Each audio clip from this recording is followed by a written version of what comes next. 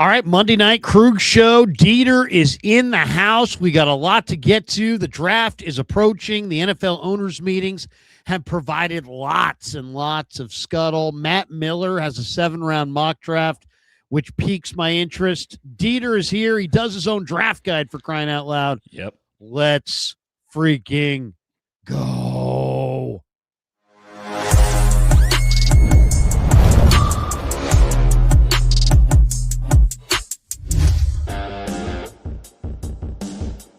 All right, off and running on the Krug Show Monday night. Hope everybody's having a great one. We're brought to you by Pig and a Pickle. The best barbecue in all of Northern California is Pig and a Pickle. Check them out. They're in Emeryville. They're in Corte Madera. They're open 7 days a week from 11 a.m. till 8 p.m. or until they run out. For those of you who have been asking, and a few people have the last couple of days, when is Pig and a Pickle's third location opening? I did reach out to Damon. He says, yes, they are still working through some details and, dotting all the I's and crossing all the T's and doing all the things you got to do civically to get your restaurant up and running. So they are opening in 2026 in Petaluma. We don't have a date yet. When we do, we will shoot it all to you guys. But thanks to Pig and a Pickle for being the title sponsor of the Krug Show. Also, thanks to Novato Chevrolet. The only place I will buy a Chevrolet is Novato Chevrolet. Go see David Corral. He's a great sales guy. It's a fantastic dealership, family-owned, really, really good. Also, thank you to Alomar Marina, alomarmarina.net on the web. It's a great place to float and dine. 5999 Garden Highway. They're open Wednesday through Sunday. Go have the shrimp tacos and float while you dine on the Sacramento River. We appreciate them. And, of course, thanks to Sharp Corner Sports Cards and Collectibles. The great Anthony Catania is down there in Pacific Grove, and we'll talk more about all of our sponsors in a bit. All right. But first, we're off and running because the Niners had, unbelievably, right here in the middle of the offseason, in a 24-hour period, we heard from Jed, we heard from John, and we heard from Kyle. Basically, the three-headed brain trust of the 49ers, and these guys all spoke today or yesterday, and Kyle in Lynch's case. Why don't we start with Lynch? He had a number of interesting things. Basically, just to summarize Lynch, and you tell me what you took away from it. But Joey Bosa, he says, we love him. Mama Bosa wants him here. I don't know if we can afford him. In other words, sounds like they can't. Trent Williams talks have intensified over the past week. They're on the precipice of something good. Sounds like an extension. John Lynch says that Renardo Green trade talks are false. He's not going anywhere. That Raheem Mostert is excited to work with Green. So Green is not going anywhere. Raheem Morris, to be fair. Yes. What's that? We've run through many Raheems. Raheem Mostert is still a free agent, right. I believe. Raheem Morris. Did I say Mostert? Yeah. But to be fair, I do believe Raheem Mostert would make a good coach down the line. I'm doing that more and more. I'm saying one word and thinking another as time goes on. We have too many Raheems in our life. I know. It's draft. The whole NBA is Jalen. The whole NFL is Raheem. Oh, my God. Jalen and Jaden's. Lynch says he's hopeful George Kittle will be back for week 1. That seems unrealistic. He also said that Nick Bosa and Mikael Williams will both be back from the ACL tears by the opening of camp, though Williams tore his later. Yeah. So he may return later. Mm-hmm. Nick Martin's been fully cleared from concussion protocol, and he had been as soon as the season was over. Probably the most interesting aspect of what Lynch said, he said the Niners investigated the NFLPA report card story that gave them poor grades to their training staff. And it revealed that the players want more one-on-one rehabilitation attention. And so the Niners hired 3 full-time physical therapists and are investing $9 million in hydrotherapies, cold tubs, pools, etc., to try to better rehabilitate their players. Also, Lynch said that the Substation was a big nothing burger. Didn't have a lot of specifics on it, but said it was a big nothing burger.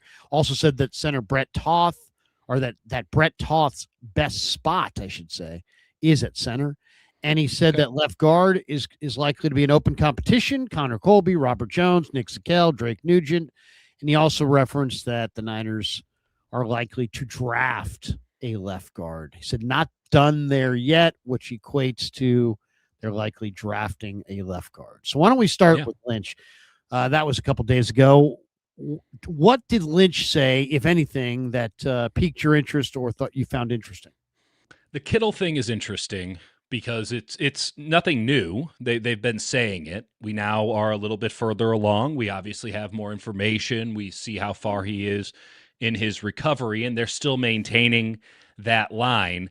And they did nothing in the first part of this offseason, pre-draft, to address tight end, other than keeping a player that they really had no risk of losing in Jake Tonjes.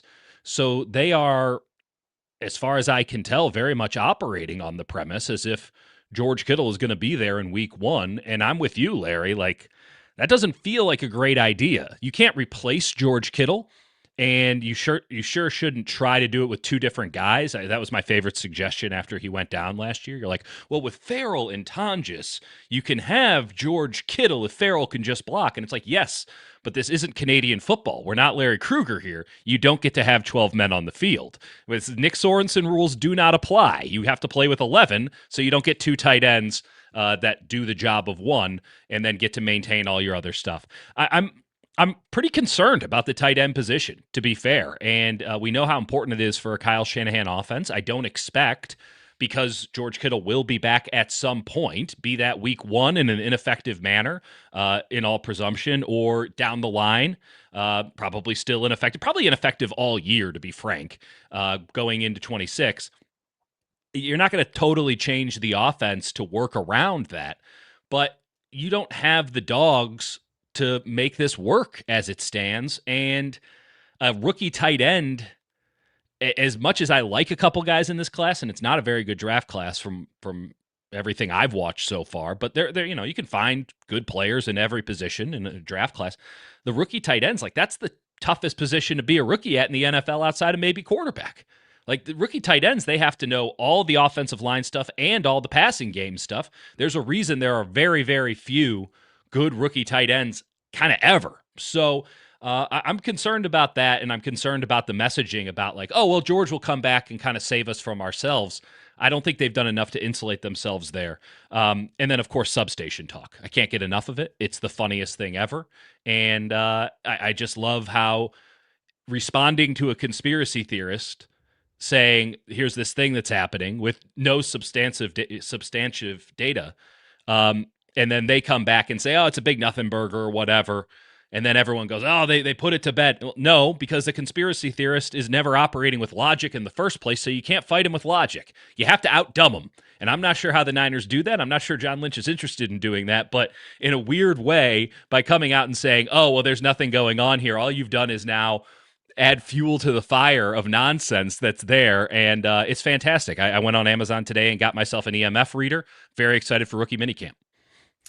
I mean, personally, I signed up to cover football. I'm not here to cover the Substation. I really don't care about the Substation. It does explain us, though. We're out there a lot. We're clearly just worms in our brains. So maybe we should, consider class action lawsuit or something. I mean, let's see that data, John. Every time I think of the Substation, I think, what is Julia Roberts going to look like in this movie? Who is Julia Roberts going to play in the 49er Substation movie? She's the receptionist that gets wronged or something. There you go. You got to do something. Aaron Brockovich callback. Good one. Exactly. The Aaron Brockovich movie. But I mean, what stood out to you, Lair? What is burrowed in your brain like electromagnetic fields and you just can't get rid of? Well, I think it shows that the Niners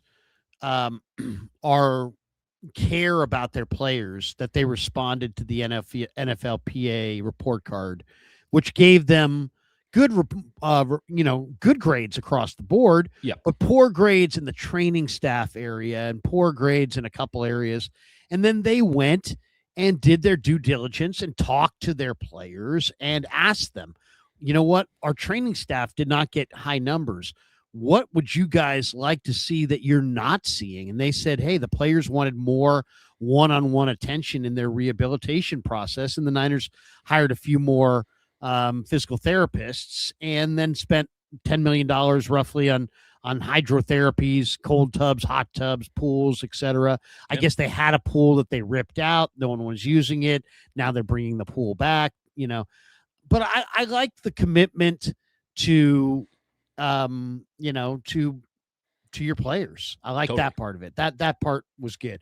I Makes sense. don't like the putting the substation thing to bed without something a little bit more concrete than they brought to the table. Sure. I kind of that always but as far as substantive football stuff, what did I take away?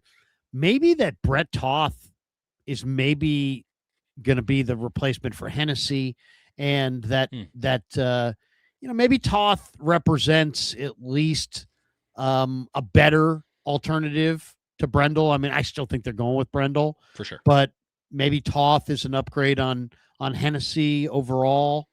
And it sounded also like they've got a plan at left guard, but like I get the sense like all these people who are doing a lot of mocks, and I'm one of them, guilty as any.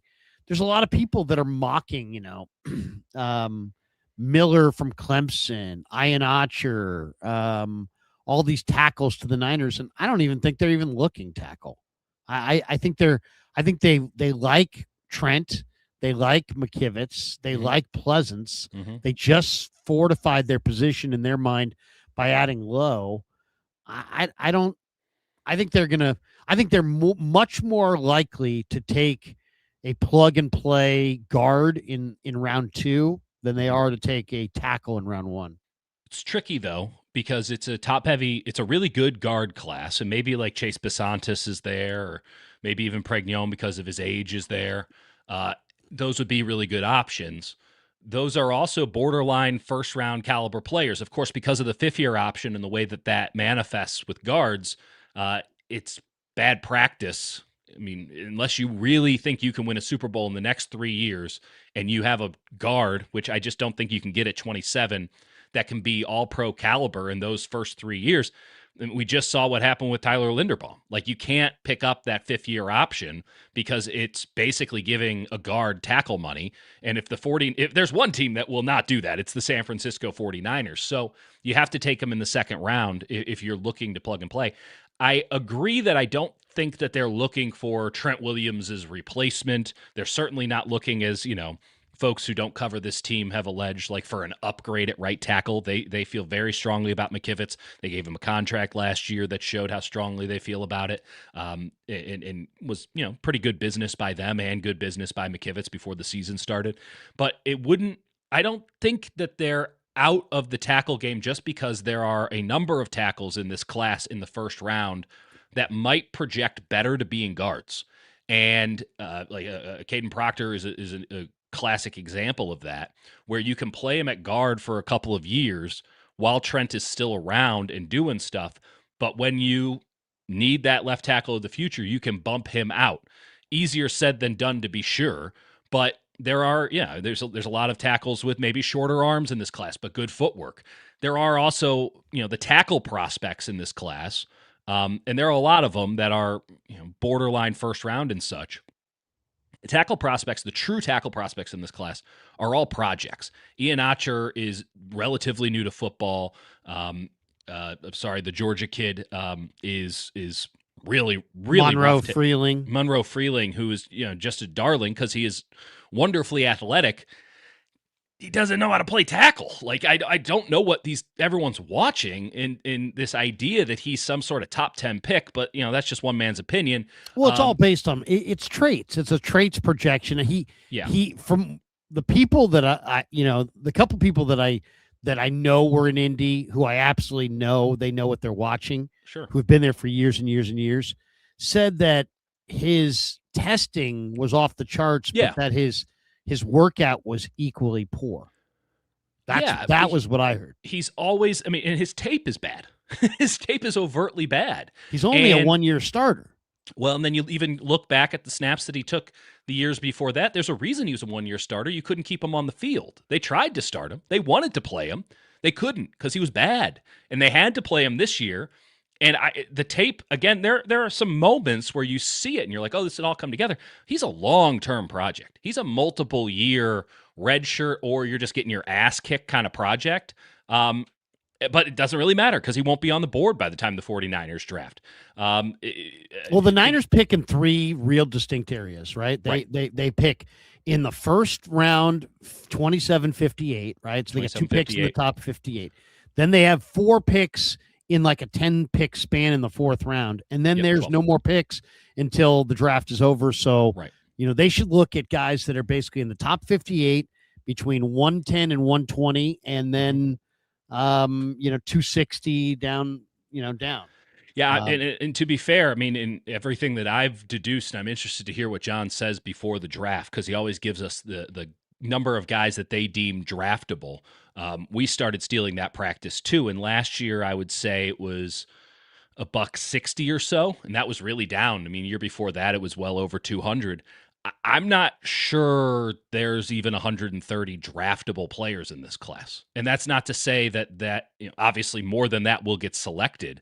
But if you were to just sort of compare over a 3-4 year window levels of talent, this is a very weak draft class. And you're starting to see that in some of these mock drafts. And we're all in silly season. No one knows anything yet, even though the boards are pretty solid, especially early on right now.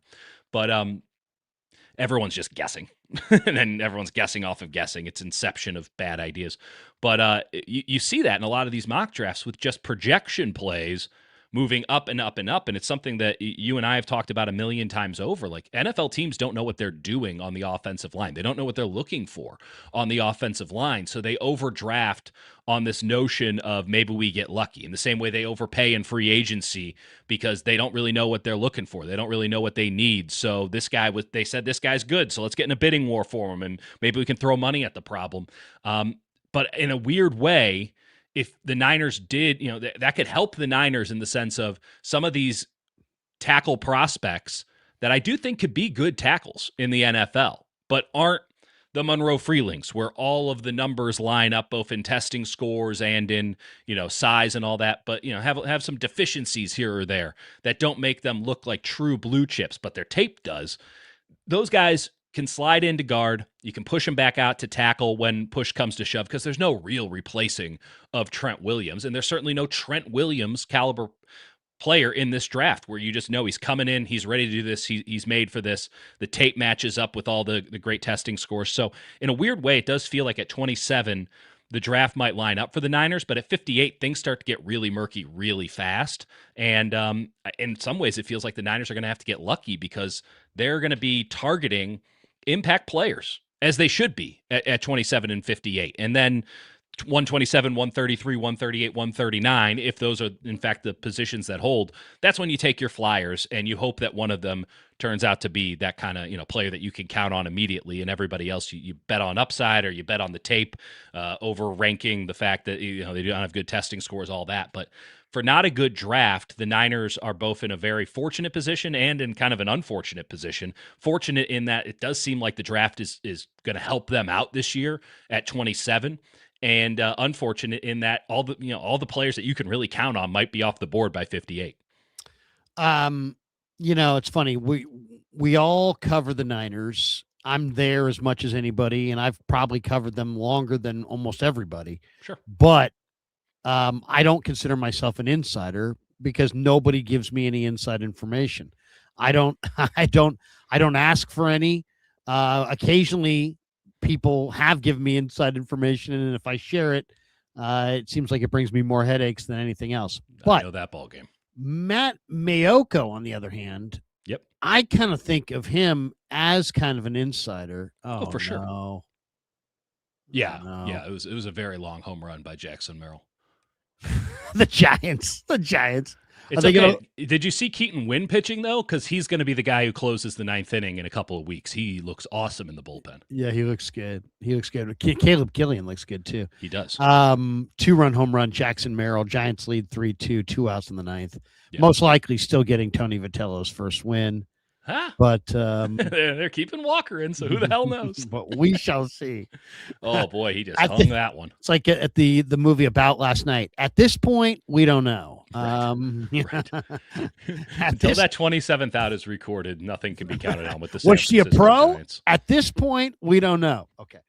Anyway, you've got to go see the movie. It's a good You were movie. talking about Mayoko being the ultimate insider, Aiyuk's which the I ultimate agree insider, and he just tweeted out randomly the other day a simple singular sentence: the 49ers will not draft an offensive lineman until the 4th round. Mm.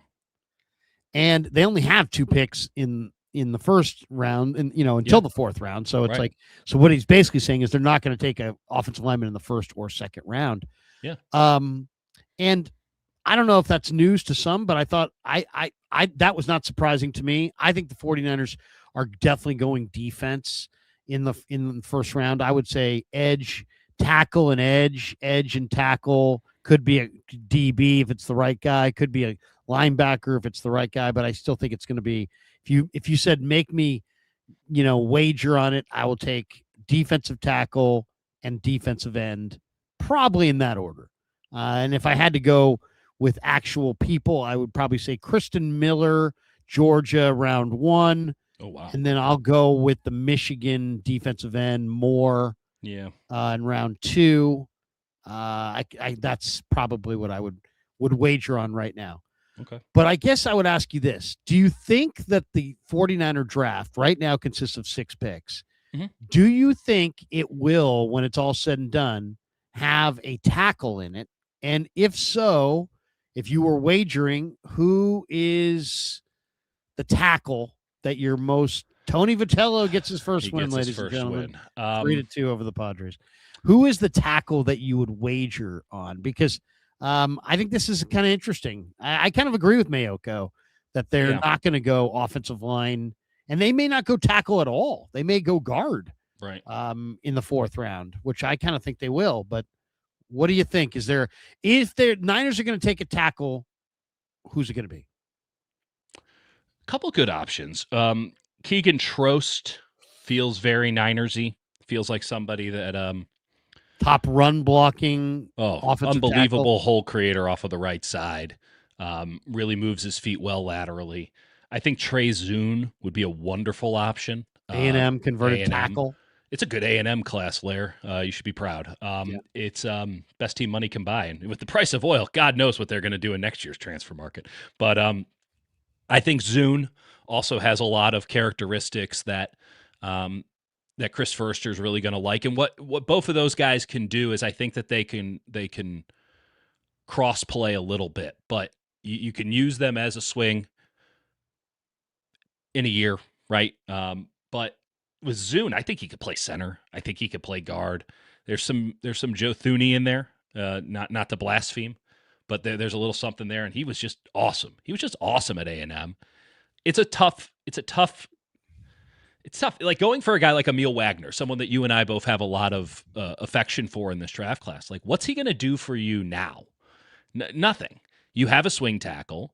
He's just replacing Austin Pleasance, which is that something you should be using a 4th round draft pick on? I mean, it's fair to argue yes, but when you look at the needs that this team has, it's a pretty tough sell to replace something that you have, borderline competence at already, when you have incompetence at starting positions. Like, you don't have a sub package pass rusher for 3rd downs right now. You don't have one. You're definitely going to need a little more depth at corner.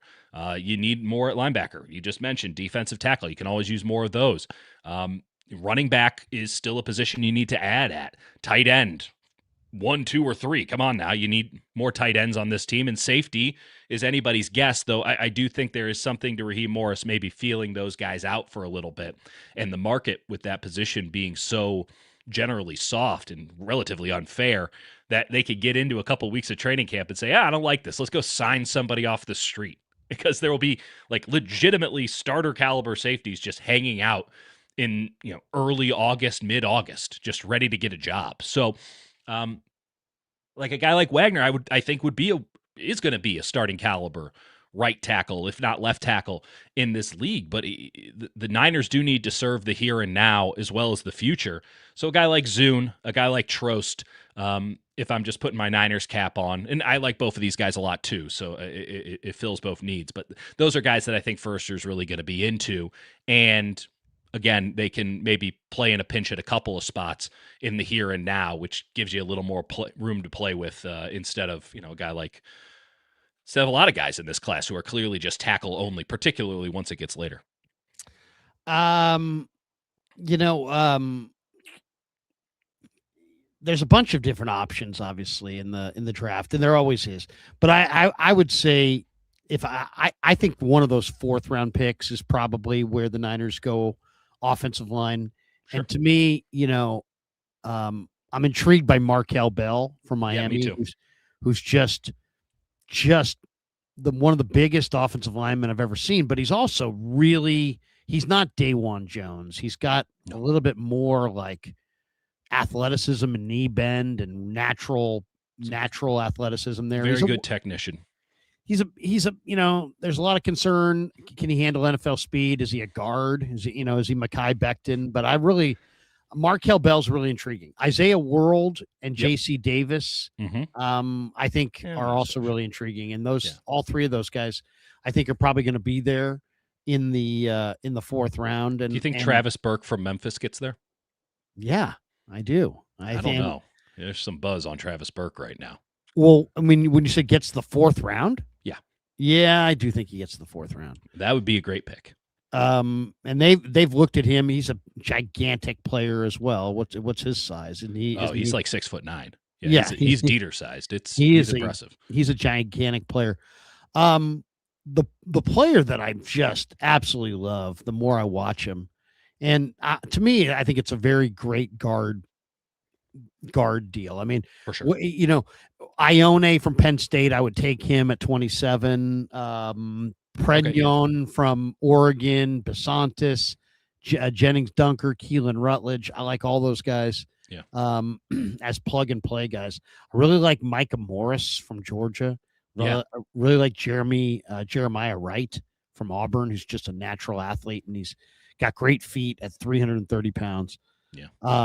Bo Stevens, I think, could be very intriguing to the Niners because he plays their system. But the guy that I just absolutely love when I watch him is Fabechi Wiwu from Oklahoma. And I know he's going to be there probably. Some mocks have him in the 3rd round. But I love this player. He won the Don Key Award. First of all, I've got great respect for this. This guy went from a walk-on. He's from Coppell, Texas, small town in Texas. He went from walk-on at North Texas to all SEC 2nd team. Yeah. That is a huge path. There's a lot of steps on that journey. Yeah. And I just have great respect for this guy. And he's really, really smart.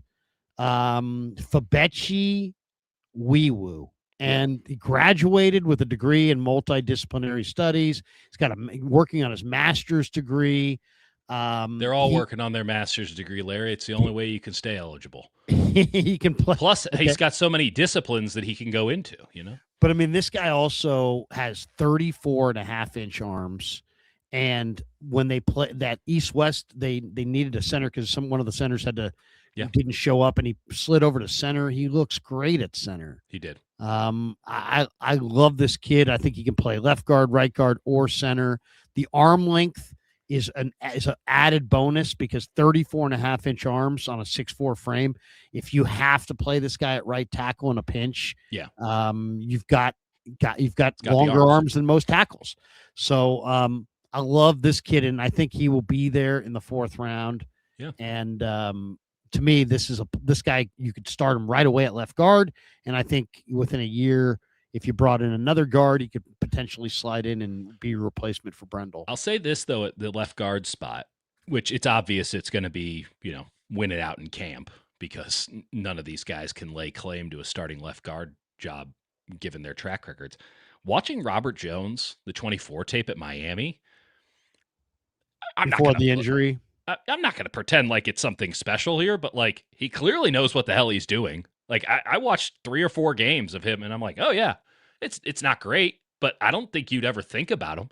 I think he's actually pretty good. I think that was a really shrewd signing by the Niners. I'm usually um, a bit more What do critical. you like about him? Because he's Yeah, a big, powerful bodied guard. yeah. There's no question about that. I He mean, he delivers a pretty good punch at the line. His issue is going to be with if the punch doesn't land and knock a guy off balance, which it's not strong enough to do that. He's no like Tyler Booker.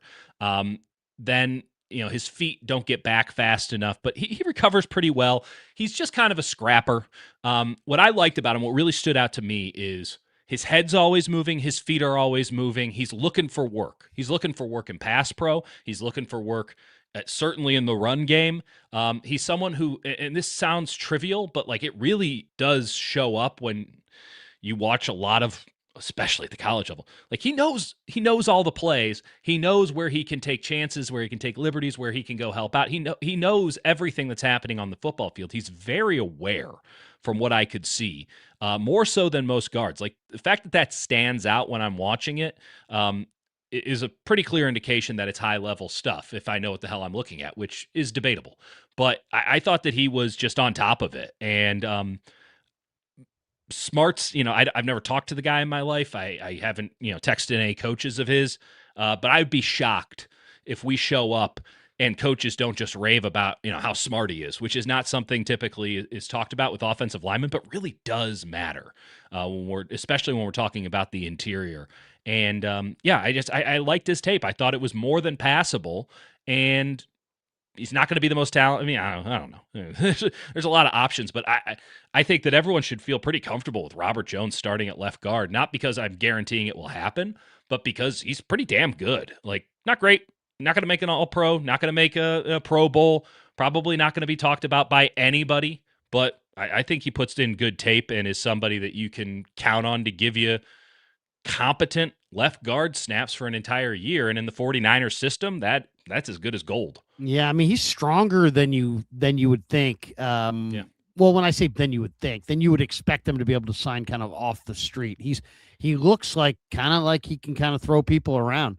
Yeah. I'm eager to see what he looks like. I really am. Yeah, coming off of that injury that knocked him out of all of last year, I can somewhat understand. But again, yeah, I'm with you on the sense of you watch the tape and you're like, wait a minute, this guy was just hanging around and is getting nothing. Like that shoulder injury must have sucked, which we might show up and it's pretty clear that it's shot and he's got no chance. But it's a good bet because that 24 tape in Miami, Mike McDaniel's system, like you know that he's going to fit in right away. And I thought he, again, put really good tape out there and that you could do a hell of a lot worse at left guard. Like we saw a lot of times last year. So we started with Lynch and he spoke first. Then we moved to Shanahan. And let's just summarize what Shanahan said. He basically said, hey, Kyle, what do you think of the international games? And he's like, hey, look, we have 2 of the 8. He's like, we'll deal with it. That's his way of saying he was fucking thrilled. Hate it. I absolutely fucking hate it. He was also asked about CMC's workload. And this is like the first real pivot we saw from Shanahan on this front. I've been asking him this question for 2 years. CMC's got 400 plus touches. Are you concerned about his workload? And he always had an answer. Well, you can't really manage his workload because he's also our check down guy. And so we throw him the ball. He touches the ball more than we actually have planned for him to touch the ball. And you can't take him off the field. He won't come off. And, Bobby T, loves him and all these different barriers to giving somebody else some carries. Mm-hmm. But Shanahan today said, CMC's workload has to be managed. It has to be reduced. He referenced that Isaac Guerendo is very good in the pass game. He referenced that he wished he had played Jordan James more. He said CMC definitely needs help at running back. It's hard to get him off the field. Then he went on to say that Brian Robinson didn't play very much last year because him and CMC had different skill sets and that they couldn't call the same plays for B-Rob that you could for CMC. Right. But I don't know if and then the other guys just didn't play because he's only going to play his first 2 backs. So it's like he had backs that had similar skill sets to CMC, Mhm. but he kept them on the depth chart 3 and 4 on the depth chart. And then he decided he was only going to play the top 2. So Right. he basically made a series of decisions that guaranteed that CMC and only CMC would touch the ball. And then Yes. by the end of the year, that's what happened. And now, even though he loves Christian and he loves the family, the McCaffrey family is probably this close to filing a class action lawsuit against Shanahan for abuse. Oh, And no. Christian would never do that. He but I loves mean, it. He's the problem. I know, but I mean, they have to realize that you know, he can have 2 more years in the NFL with Yeah, 450 touches, or he can have 4 more years in the NFL with 300 touches. What do you want? Yeah. No, I'm with you. It is funny though. As soon as I saw that quote, I look back and I go, man, where have I heard that before? He said the last 2 seasons before the season started, we got to manage his workload. How's that working out, by the way? Every year, he's like, yeah, we got to manage the workload. I got the quotes. It's just they're managing it all right. They're managing to drive their guy into the ground. And I can't take it seriously on the premise very simply of if they really meant it, they should have put their money where their mouth was in free agency, because you got a Kenneth Gainwell or a Tyler Algier who are there and available and, from what I could tell, interested in getting a call from the 49ers. They didn't call them up. They weren't in the ball game for either of them. They weren't looking for a 1B. They're going to ride with Jordan James, who, yes, Kyle was very keen on late last year, but not keen enough to trust. Or they're going to go with Garendo, who Kyle does not trust, full stop. Or what, a rookie? Like Patrick Taylor? Like, what are we doing here? So if they really did want to manage Christian McCaffrey's workload, they should have put their money where their mouth was. And a credit to the Niners, they actually spent some money this offseason. And I thought they did a very nice job in a lot of ways. But like Tyler Algier at $7.5 million would have been a pretty clear sign, much like giving up a 3rd-round pick or whatever it was for Brian Robinson, though I wouldn't have done it for him. And I said that at the moment, and it proved prescient. Like, hey, we need something better here. Okay, spend the money and get the guy who's better. Spend the guy who can be a number, a clear number 2, or take a series or 2 every quarter off. Like there's a lot of good things that they could have done. They didn't do them. So it's just lip service to me until I see somebody else actually taking on that role. And at this point, it would have to be Jordan James. And maybe he can do it. Maybe he can't. I don't know. It's a mystery box. But it doesn't seem to me like that's something you can count on if you're trying to win 12, 13 football games, is Jordan James taking a huge step forward in his 2nd year and playing like Christian McCaffrey to the point where you can feel comfortable taking Christian McCaffrey off the field. Where are they going to get this guy? Are they going to invest a 2nd-round pick in Jadarian Price? I think there's a possibility on that. Yeah, he's. There's only 2 guys who can do it. One of them's Price, and that's even a little bit iffy. The other one's going to probably go 4 overall to Tennessee, and Jeremiah Love. So it's not a good running back class. Full stop. I mean, I think there's some quality number 2s, kind of, first down guys that you can stick out there. A lot of, inside zone runners, kind of north-south guys. But when you're talking about finding someone who can even be a marginal facsimile of a Christian McCaffrey, like that does not exist in this class. There's no do-it-all back in this class that's available to San Francisco, unless you really want to bet big on Price. And I'm not sure that you're going to have the opportunity to do that at 58 overall. So, yeah, I think that they're going to ride with Jordan James. I think, again, this is all just lip service, because if they're hoping that they can find a guy like that in the draft, then they have to be comfortable going up empty-handed. That doesn't sound like a very good plan to manage workload to me. If you're trying to unearth the next Christian McCaffrey in this draft, yeah, who do you want? I mean, who do you go for? I mean, it's too easy to say there's no Christian McCaffrey in this draft. Okay, obviously. Okay, we can play that game forever. I mean, that's obvious. No, okay, but there's no Christian McCaffrey in this draft. You're talking about a do-it-all, can catch it out of the backfield, can run routes at a high level, and is also an elite running back in the actual craft of being a running back. Jeremiah Love is legitimately the only one. If you need to get lucky, you could maybe take a bet on Katron Allen out of Penn State. You can maybe take a bet on the kid out of Virginia, Jamari Taylor. I really don't think that they're going to be in to the Wake Forest kid, Damon Claiborne, but because of fumbles, but maybe that. Like, Let me throw you some names. Sure. I mean, okay, Mike Washington, Arkansas. He's not even close to it. He's first off, where's the speed show up on tape? I don't see it.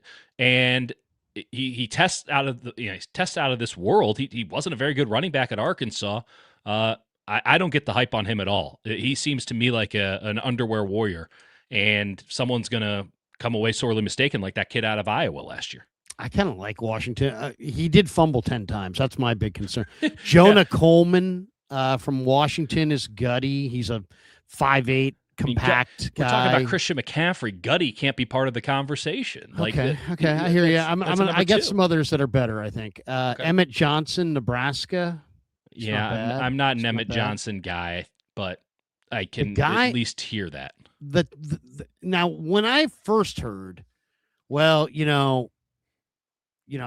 only trust Christian, I thought it really had more to do with blocking than it had to do with receiving. But then Kyle made it seem like, if we don't have the receiver. But if you're just looking for a dominant blocker, Jam Miller from Alabama is 220 pounds, and he is absolutely strong as hell. He'll block you. I'm really glad you brought him up. Jam Miller is a very, very good running back. He's not actually good at being a running back in like the classic sense. They had a really bad year running the ball this year. And Alabama fired their offensive line coaches. They got rid of them all and they had good offensive linemen. It was a bad scheme. I'm starting to think this Ryan Grubb guy doesn't know what the hell he's doing, even though he got a Washington team to a national championship game. But the last couple of years have not been kind to his reputation. Might have Peter Principled out there. But he's a really good pass catcher. They rebuilt the entire Bama offense around him as a pass catcher. They couldn't run the ball, so they just started doing swing passes. And that was a functional offense. And it's a lot of Ty Simpson's completion percentage, especially in the second half of the year. Jam Miller is a very good running back. Again, he's not that do-it-all. But if you're just looking for someone who can actually come in on third down instead of McCaffrey, or maybe even play together, he'll block. There's an argument to be made there. He'll stonewall you in the hole for sure. You're right, player. though. He's going to be a good pro. Now, the two guys, if you said, Krug, give me a couple guys that you think have the most McCaffrey-like vibe. Okay. I'm going to go with and I do have two guys that I think are pretty damn good, and I like both these guys. Now, I don't know, neither of them are Christian, of course. The Navy kid, Eli Heidenreich, 6 feet, 198 pounds. He's not as jacked as CMC. He doesn't have the ability as a runner, but he's a receiver.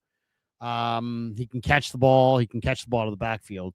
He's kind of a poor man's Christian, but the guy that I think has the most Christian-like, in my opinion, in this class, I'm a huge fan of the Florida International kid, Keyshawn Owens. Yeah. He's 5'10". He's 210 pounds. He's a great athlete. He's a Miami kid, went to Miami Central High School. I know. He's got, he's for all Conference USA first team this year, all conference or Conference USA offensive player of the year. This is not just like a guy that I just found somewhere. This guy's big time. No, yeah. He played in all 13 games, 1,300 yards season, 11 rushing touchdowns. He's got that kind of unbelievable balance. He's got a little bit of that Alvin Kamara crazy balance to him where you just can't knock him off his feet. But he's got the receiver, running back kind of traits. He can catch it. He just reminds me a lot of Christian, and he's a phenomenal athlete. I mean, this is a really great athlete who's going to show up in training camp, and you're going to be like, whoa, look at this guy. This guy's athletic. So I love Keyshawn Owens, 5'11", 210-pound running back from Conference USA, played for Florida International. I've watched him a little bit. I'm concerned that there's no speed there. I know that the reputation is speed. I think that has more to do with slow defenses than it does actual speed. He's a between the tackles runner who. Didn't he run? Didn't he have a good 40 though? I thought he had a good 40. You tell me. I haven't. I don't know. One up. I did. I just watched the tape on him. He just looked like somebody who beat up on weaker competition, which isn't to say that he can't be a pro. right? But yeah, he's a between the tackles runner at 205 pounds and 5'9". That doesn't translate at the NFL level. He ran 4.6. Yeah, he's not draftable. They I ran didn't have a draftable grade 4.48. on him. He ran 4.48 as well, somewhere in there. Where? Well, it says he ran a 4.48 at the combine after 2,000-yard seasons at Ole Miss. He transferred. Maybe am I looking at the same guy? Yeah, It might be 5K John Owens, to be fair. Yeah, Florida International. Yeah, it's all. Listen. It's roughly a 4.5 40. I think that's basically what it is. And that's listen. It's not home run hitter.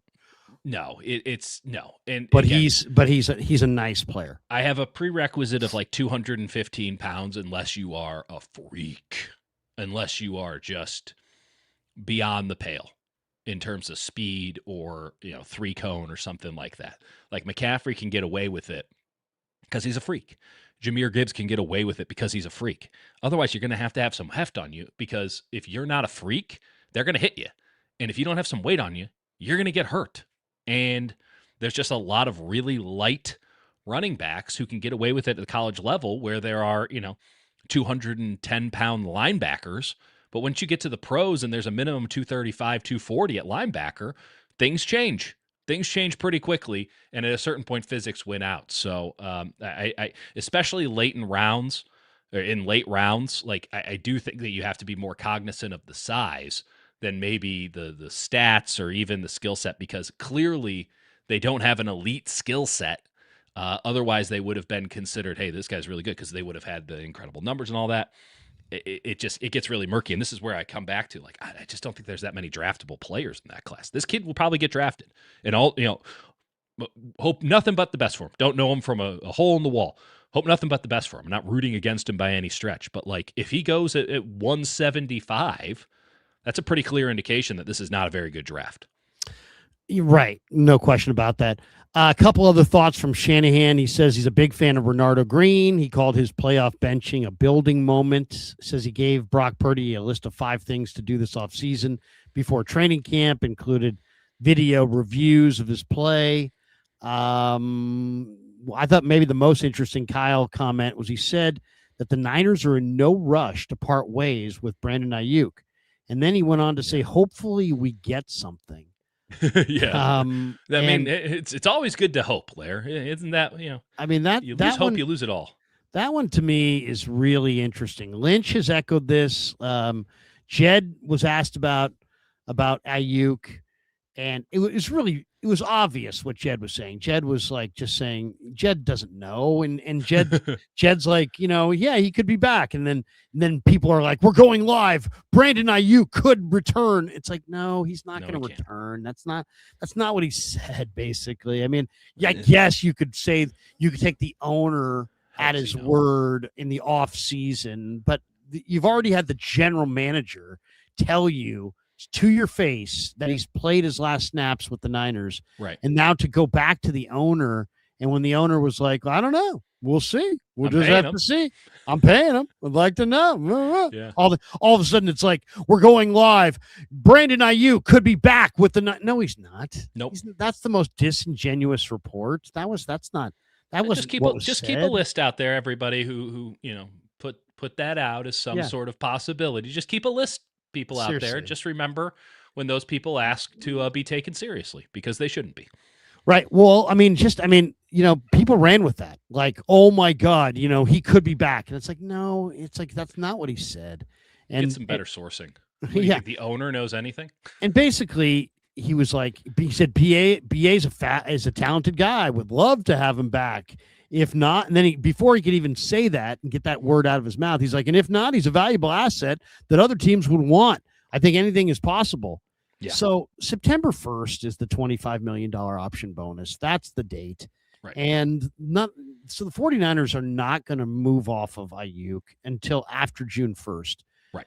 The June 1st date is a significant date. So all this talk about, what are they going to do with him now? They're not going to do anything with him now because if they wait till June 1st, they're much more in an advantageous situation as far as their cap hit. They can spread the cap hit over 2 years as opposed to having it all absorbed into one. So they're definitely going to wait till June 1st. The question is, the 49ers clearly at this juncture want something in return for Brandon Aiyuk. Right. And the more I look at this, maybe I'm not seeing this clearly because I don't see everything clearly, but this is what I see. I'm looking at, obviously he wants to go to the Commanders. Mm-hmm. Okay. And I'm just looking at the Commanders and their depth chart at wide receiver. And their depth chart at wide receiver is a very unique depth chart from the standpoint of that's a nice way of putting it. It's all guys that have unbelievable chances of making the roster. Why? Well, Terry McLaurin's the star. Right. And then Treylon Burks, De'Ami Brown, Van Jefferson were all just acquired the other day. Mm-hmm. They just added these guys the other day. Mm-hmm. They also still have Jalen Lane, the Vatek kid who runs in the 4.3s. He's they're probably their most explosive downfield vertical threat. They also have the former San Jose State star Nick Nash and a couple other guys, and they have Luke McCaffrey. But if you just count, McLaurin's going to be there. I would say Van Jefferson, De'Ami Brown, Jalen Lane, and Treylon Burks have a great chance to be on this roster. Aiyuk's got a great chance to be on this roster. That's your receiving core right there. So what I'm looking at, there was a report a few weeks ago that said the 49ers would be very satisfied if they could get Luke McCaffrey back for Brandon Aiyuk. Didn't you say that? I said it, but I saw it in somebody else said it. And I saw something, I was some rumor. If two people say it, then Beetlejuice shows up. Well, no, I mean, some rumor mill thing said it. Yeah. But I've been kind of whispering that. That, if you really think about it, that could be your win-win right there. Washington, I would say Luke McCaffrey only has about a 55% chance of even making their roster, especially if they're going to bring in Aiyuk. And Luke McCaffrey would probably be a nice little addition for the Niners. And you might even be able to get a late day 3 pick with him. You might be able to get Luke McCaffrey in a 6th-round pick or something like that. Yeah, maybe. And if Washington's looking at Luke McCaffrey going, hey, we're going to cut this guy anyway, then what are they really even giving? They're just giving a late day 3 pick. The Niners save a little face, get a little better PR spin out of it, kind of stick it to Aiyuk on his way out the door. That's the big thing. And everybody, Aiyuk gets to go with Daniels. The Niners get to have the McCaffrey brother reunion. Yep. And Lynch doesn't lose face. Peters doesn't lose face. Everybody saves face, and everybody gets what they want. I would say that, to me, Luke McCaffrey and a late day 3 pick for Aiyuk, I think, is the win. That's the deal that wins for everybody. Yeah, I mean, the issue is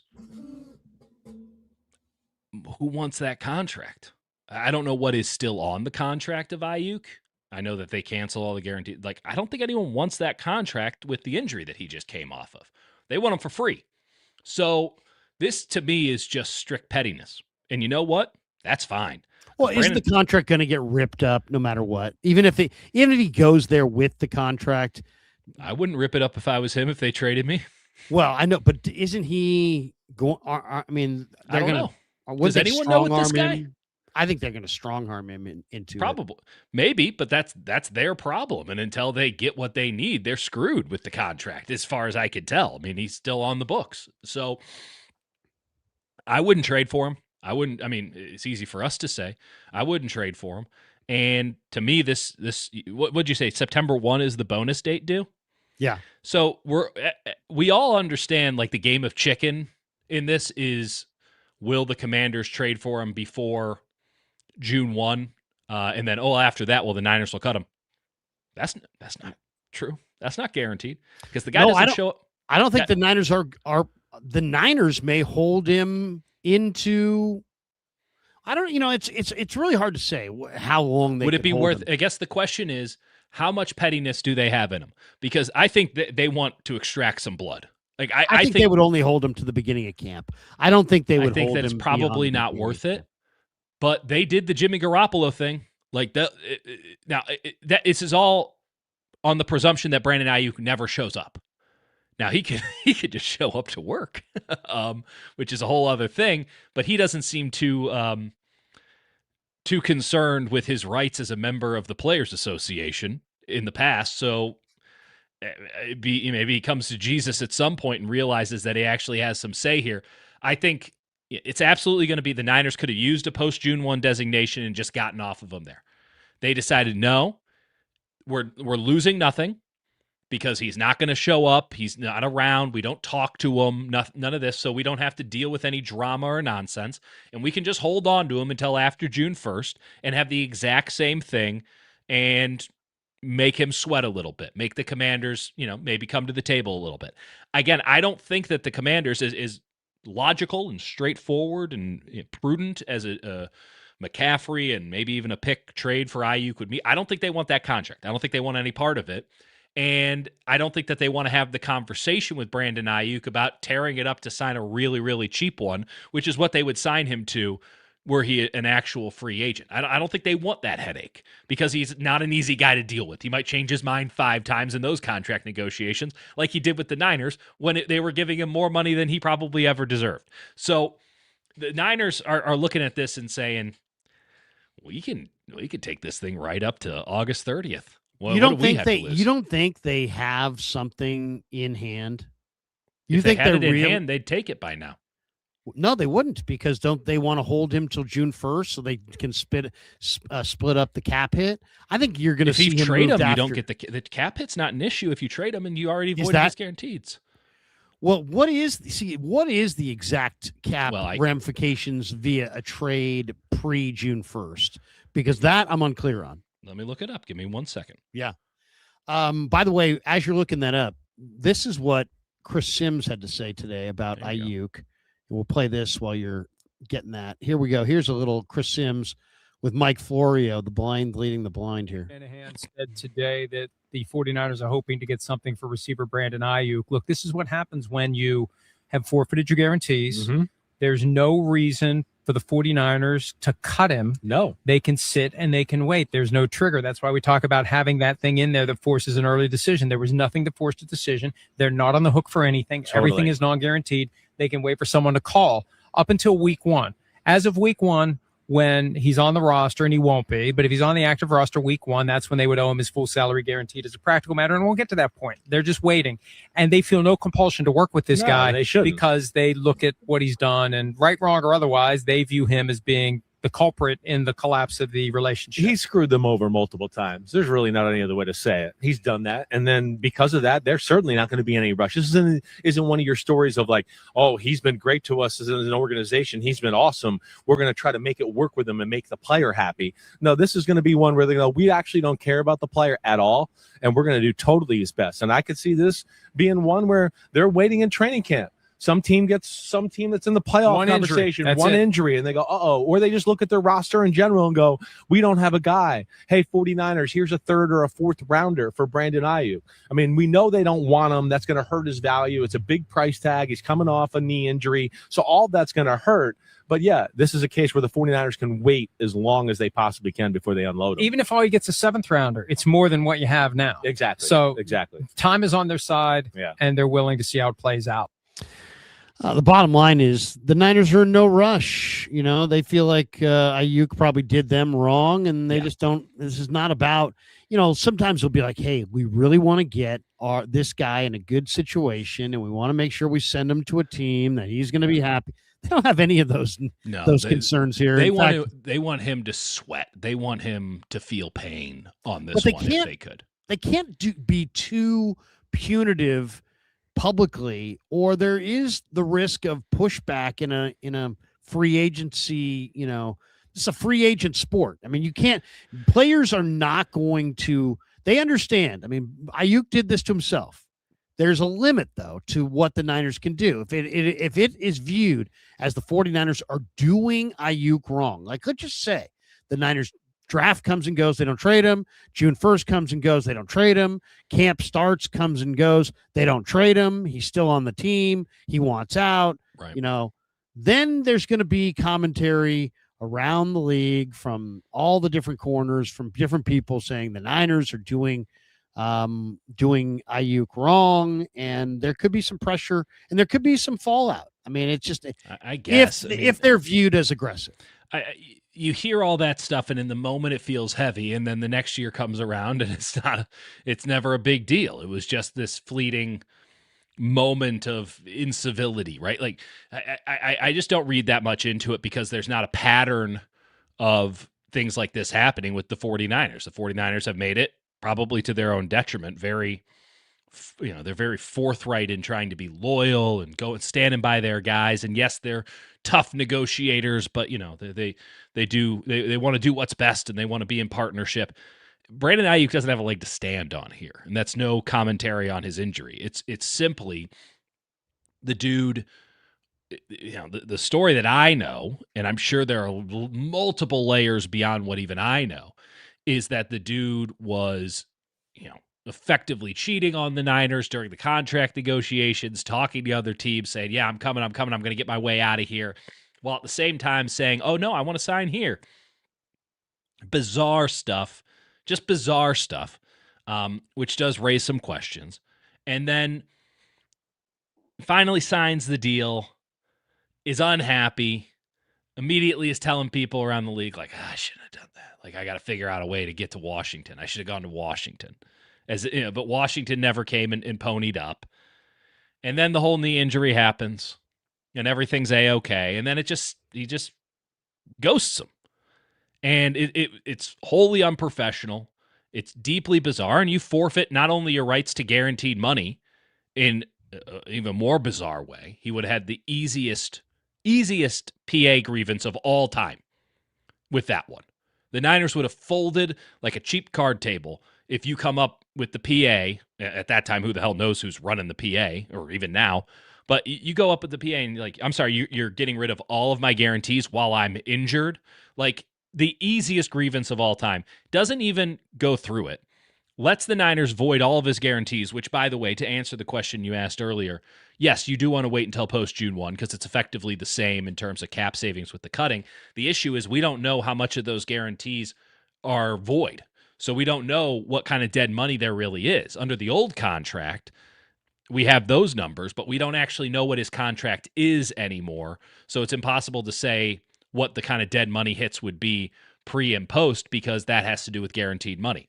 If you trade him before June 1, you're losing $14 million on the cap in dead money this year, and it's a $29 million hit on the books. But I don't know if that's true anymore. Whereas if you trade him post June 1, it's 8.3 on the books as dead money, and you save 6, and next year you save more, and then the year after that you save more and more. But you have to put 8.3 million on the books for the next 3 years, on top of 4 or 5 the year after that. If you trade him. But again, I don't know if that's true or not anymore, and I'll have to talk to somebody who might actually know. But it is, Aiyuk doesn't have a leg to stand on, and if someone wants to, take up his cause and turn him into some sort of a martyr, I'm sure someone will do it. I'm sure someone's going to be out here being like, they're doing him wrong. This is not how, professional teams. They're going to spout this nonsense. And then all the Niners have to do is, let me tell you a little story about Brandon Aiyuk. And there's no sane person on this planet, someone that you'd want to be working with, who would be like, you know what? You guys were real jerks to him. Like, no one's going to take Brandon Aiyuk's side if even they hear the story that I've heard from a couple of different people, because it was just weird and bizarre and unbecoming. And as Chris Sims said, like he did him dirty. He legit did him dirty in a bunch of different ways. And I'm not concerned about his feelings on this. He's got some ulterior motive. I don't know what the hell's going on there. I can't wait until we no longer have to talk about him. Jed also spoke today, and he said a bunch of things. Here's probably the most interesting thing that Jed said, talking about the tenure of both John Lynch and Kyle Shanahan with the Niners. He would hate that so much. I couldn't imagine him doing television. But I thought he did great on the Super Bowl. I think he did a really good job. I think Kyle's got 3 years left. mean, I want Kyle to be here for a long time. He's been here for a long time. I want him to be here even longer. JL, I think I think it's this year and next, but I don't know off the top of my head. I want JL to be here for a long time, but it's really, what do those guys want to do, right? When you sit down and have conversations after 10 years, like where do you want to be? What is your life like? And how do you see it?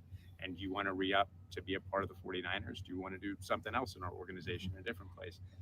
I don't know the answer, but I have a great relationship with both those guys, and I hope they're here and they're with me and the 49ers and our family for a very long time. So basically, it almost sounded there like they can write their own ticket. Yep. As it's Which been since day one. Is still, I gotta say, I'm a little surprised. I will say this. I think it's a little disingenuous to be like, this is your head coach and your general manager. These are the two central figures that you've entrusted your franchise, which is worth over $1 billion, to these two guys. And you don't $1 billion. And you're well, no, I mean, I'm just saying it's worth billions of dollars, right? It's worth like 10. Right. It's worth $10 billion. Yeah. You really believe that Jed doesn't know the contract status of John Lynch and Kyle Shanahan? That's just come on, man. That's just pretending. That's just there's things that you say in front of cameras and microphones for effect. That was for effect. That was like, hey, man, I'm not too fast. I'm not too focused on it. Everything's good. I don't see you guys are all stressed. I'm not stressed. I'm cool as the other side of the pillow. Okay, that's fine. But don't tell us that you don't know how long you have those guys under contract for. That is not plausible. That's not a plausible response. I'm not saying it's nefarious. I'm just saying that I think he's saying that for, kind of the, hey, I'm cool, kind of the effect. Well, he knows exactly how many years Lynch has left and Shanahan has left. He may not know what Upton Stout's contract terms are, but he knows Lynch's and Shanahan's, right? Yeah. Come on. Well, I'll say this. I bet he knows that Rangers are 3 points back of Hearts at the top of the Scottish Premiership, and that Leeds is only 3 points clear of the relegation zone, 4 points clear of the relegation zone in the Premiership. Does he know anymore? Does he give as much of a shit anymore? I'm not sure.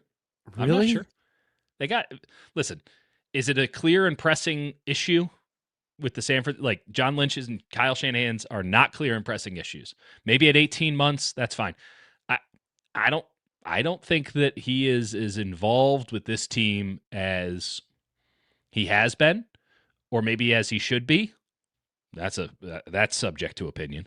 But they are a multi-continent operation now, and he's got this thing on autopilot, baby. At least he let him spend money this year, but I think he's probably more concerned about Leeds getting a new goalie and. He didn't know about Christian Kirk. He didn't know about Christian Kirk. I don't find that all that surprising. That to me, it's like if you knew about Christian Kirk, and if you need to know about every move that's the size of a Christian Kirk, then you're a very much meddling owner.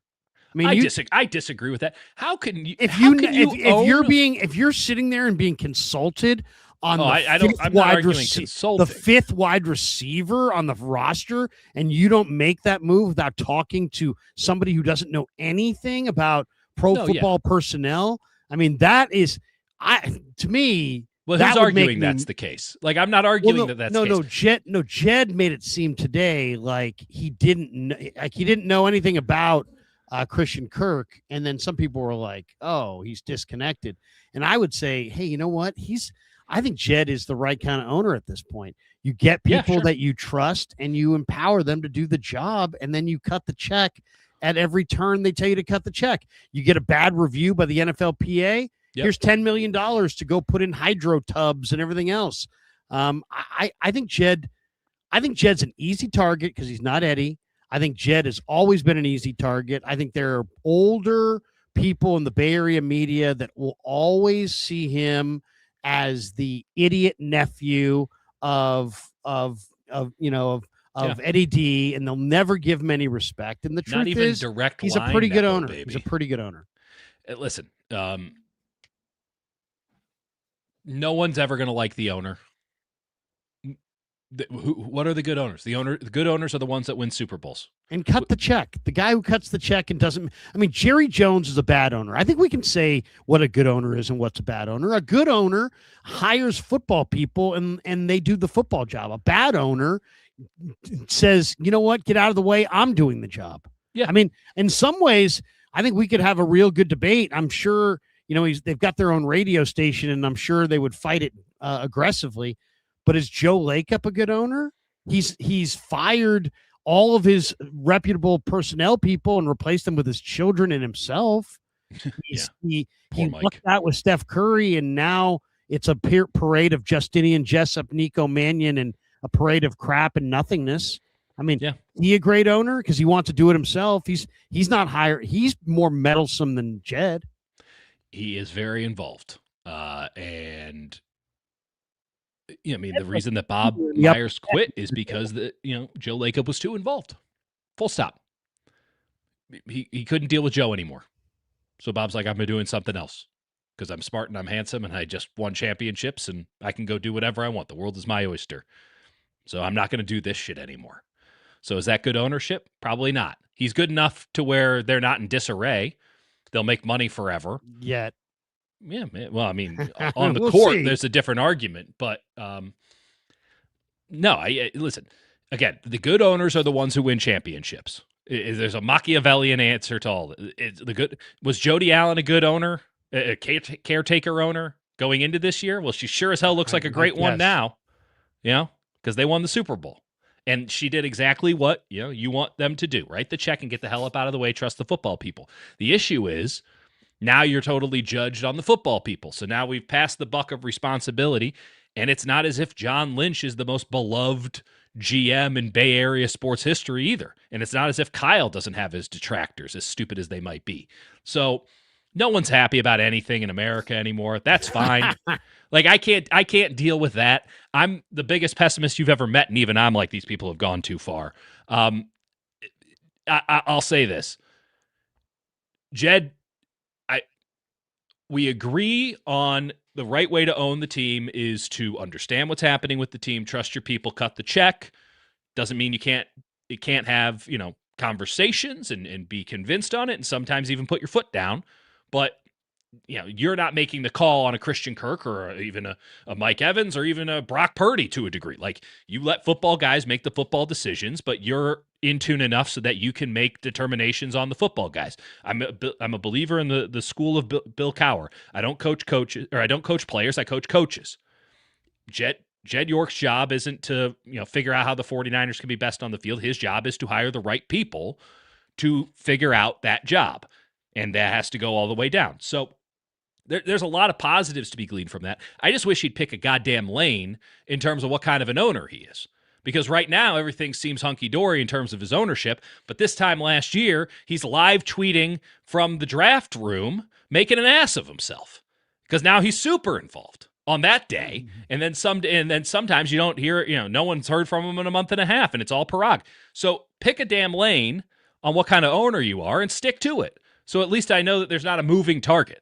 The moving target aspect makes everyone's job more difficult. Now you're the eccentric CEO, and no one really knows if the company's doing well or not. And we got enough of those in Silicon Valley. We got enough people who think they're smarter than they actually are around here, including us. Like the whole stop being a moving target, Jed. Just do what you're doing now and stick with it. Whatever this is, bottle it up, and that's what you need to be, because you've been overly meddling, you've been totally absent, you've been live tweeting from the draft room, you've been, I don't know who any of these players are. I like his tweeting. Well, it's good for business, I'll give you that. I mean, because he was setting off, he was keying picks, and that was embarrassing. I like that. I thought that was funny. This man is worth billions of dollars, and he needs tweet affections like he's some idiot like us. I know. I liked it. That part I liked. All These right. people are sick in the head. Couple other thoughts before we hit some supers and bolt for the door. Yeah. All right. What did I want to get to? Do we have him? I don't know. Here's what I want to get to. Matt Miller came up with his mock draft today of Matt Miller looks tired. 7-round mock draft. Makes sense. And he before we even get to the mock draft, actually, the Niners had announced their coaching staff today for the first time. And there are some changes, actually. Yes, there are. You know, KJ Wright is now the linebacker coach, not Johnny Holland. Johnny Holland kind of got demoted a little bit. How about that? Johnny Holland is now the defensive run game coordinator, and KJ Wright is the linebacker coach. KJ Wright's, by all accounts, KJ Wright, obviously a really good linebacker himself, but apparently is got the goods and is going to be a defensive coordinator in this league. Well, of course, Raheem Morris is the defensive coordinator. You have Jesse Sapolo's son, Roman, as the assistant O-line coach. That's a tough job. You have Chris Forster's son, I would imagine, maybe brother, who knows. Micah Forster is a seasonal coach with the Niners, probably Forster's son. You have Jerry Gray, defensive pass game coordinator. You have Leonard Hankerson, who's no longer the wide receiver coach. He's now the pass game coordinator. Mm-hmm.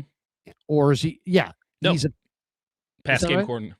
Or is he wide receiver coach and pass game coordinator? He's both. He's both. Okay. Kyle loves Hank. Kyle thinks that Hank is just the best. He's loved him since Washington. Assistant head coach defense is Eberflus.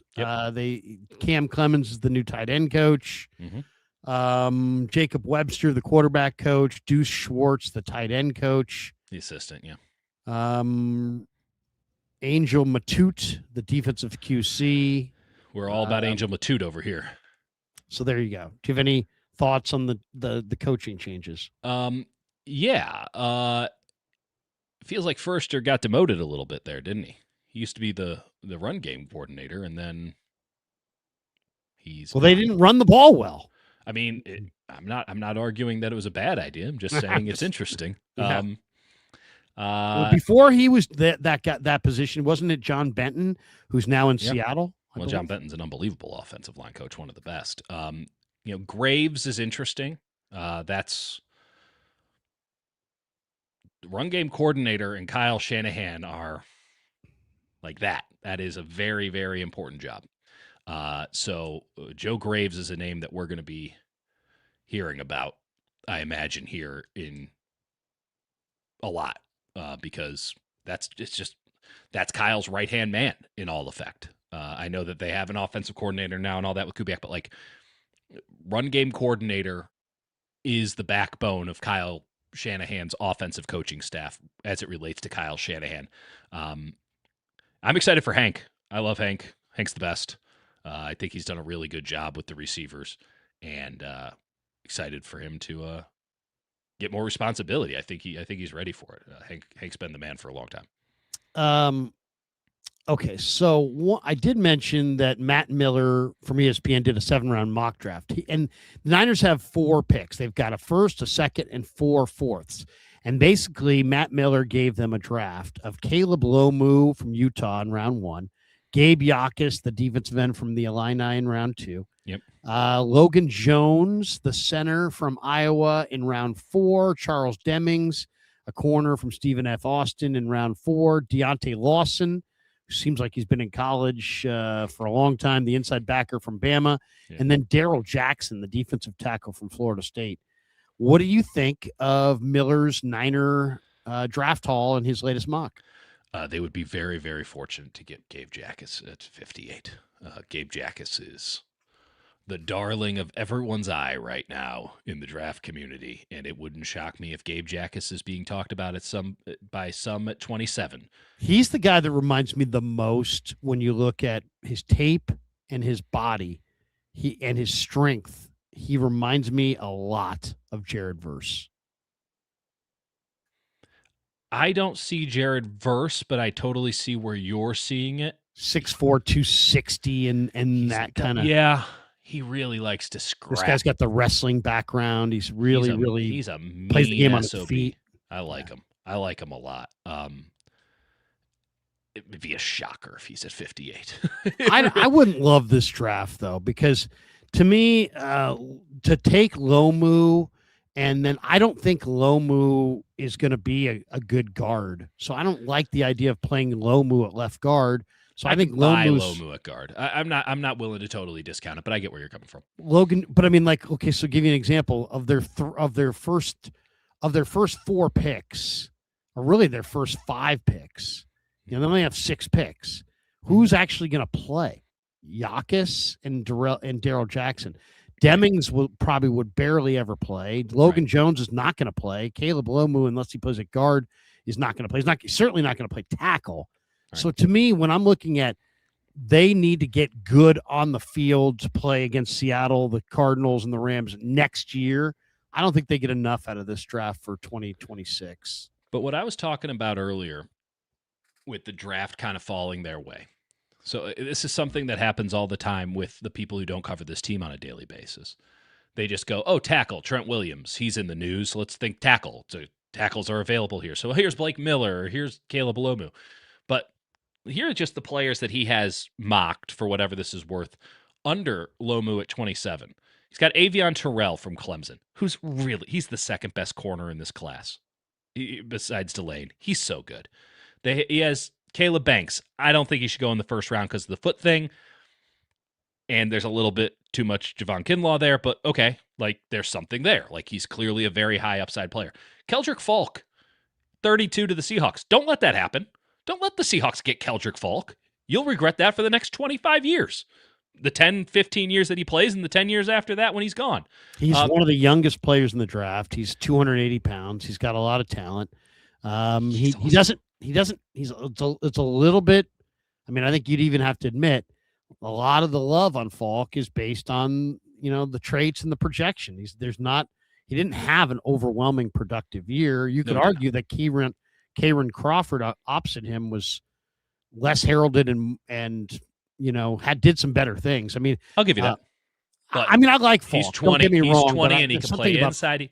Something about Falk is there might also be a redundancy with Michael, right? Like there's a lot of Michael in his game. Do you need 2 of those? I'll take as many Michaels as you can give me. I'm not sure anyone else is with me on that. But like even then, Zion Young, 34. Chase Besantis, 35. Okay, maybe you can't trade that, but like Concepcion, who I'm a big fan of. I can't shake Concepcion. I get it. I think the only thing I don't like about Concepcion is that the catch radius is not big. And I can't watch the 49ers draft another receiver in the first round whose catch radius overall is not elite. We're talking 27 here, baby. You ain't getting cream of the crop. I don't want to, especially in this class. Chris Johnson from San Diego State's just hanging out at 41 in this draft. Chris Johnson's a first-round player. He's unbelievable. I mean, to me, when I'm looking at the board where they're at, it seems to me that the greatest value is either Chris Johnson, San Diego State, D'Angelo Pons, Indiana. Yeah, I don't see Pons as a fit for them. He's a great player, but how about Keontae Scott? I like Keontae Scott a lot. I think that he's a better college player than he's going to be a pro. A lot of the traits I don't think are going to translate. You can't go back to the slot. You have Stout. I'm not the biggest Stout guy, but like he can't play outside. Keontae Scott, I don't think has the sort of speed. I think Keontae Scott could be an all-pro safety. I think he could be a free safety. I like him at free safety. Play free safety. I think he could be a box safety, and I don't think that there's any room for a box safety. He's really good in the slot. He's an unbelievable player. He's a 4.25 speed with 43-inch vertical, and he made big plays for the Canes. He goes north and south. That's awesome. He's a really good player. He does not go east-west in any other direction between north and south and east and west. He doesn't go either. The hips are tight. He can get crossed up easy. It has to be straight line for him. He's a Sam linebacker and a hell of a Sam linebacker. But I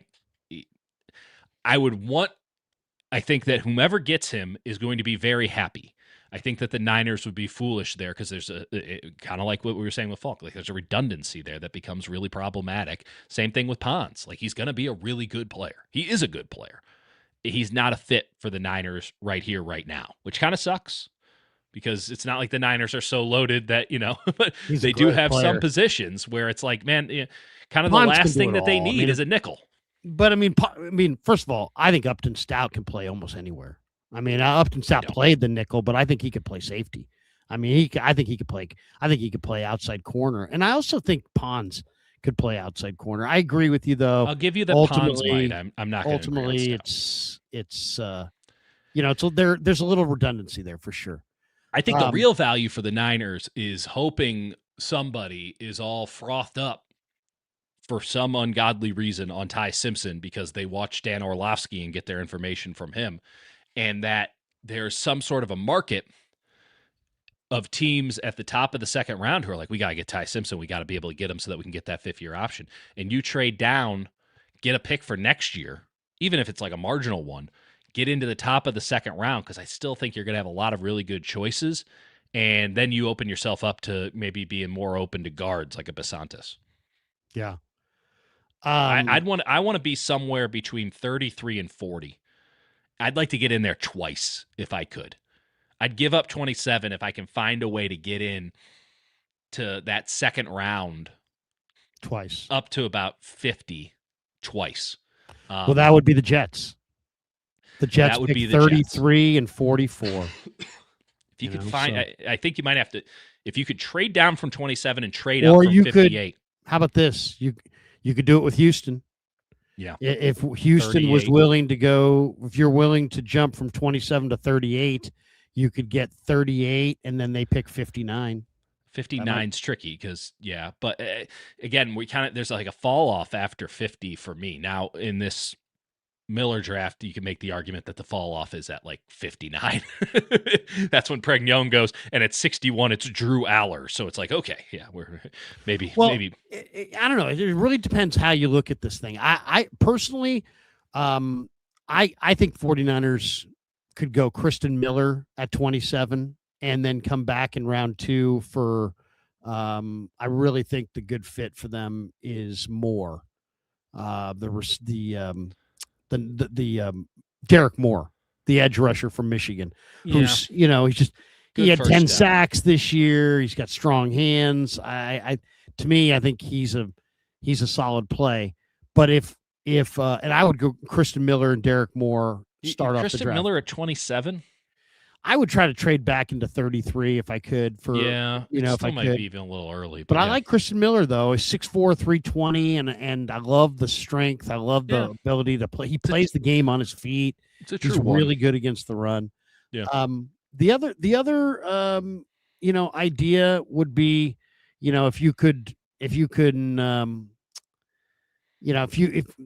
it's hard to say exactly who's going to be there at 27. Of course. But I personally, I think it's defensive end, defensive tackle, like Cassius Howell, Zion Young. The only question I would have is, why did John Lynch go to the Georgia Pro Day? And something tells me that he didn't, because he could have watched that thing on TV. Yeah. Was he there for Freeling? Was he there for C.J. Allen? He could be. This is the was he there beauty for of Georgia. Kristen Miller? He could be there for like 9 guys. Oscar Delp. I mean, I'd go for Delp. I think he was probably there for Kristen Miller. That'll be my guess, because Miller just seems like, if you like Mikael Williams, then you like guys who are strong, healthy, great athletes, motivated, good guys, high character. If you liked him last year, Kristen Miller is the defensive tackle version, I think, of Mikael Williams. If you're looking for consistency. Now, what about Zion Young in his off the field issues? What about Cassius Howell and his relatively short arms? Yeah, I'm not the biggest Howell guy. I'm not a TJ Parker guy. I'll say this too, by the way. If I would encourage anybody, I read Bob McGinn's anonymous scout breakdown today of the wide receivers. Mm-hmm. It's a brutal. I mean, he assassinates every single wide receiver in this draft. I mean, he absolutely takes this draft and he goes through the wide receiver group. Carnell Tate's just a guy. Mekhi Lemon's small and slow.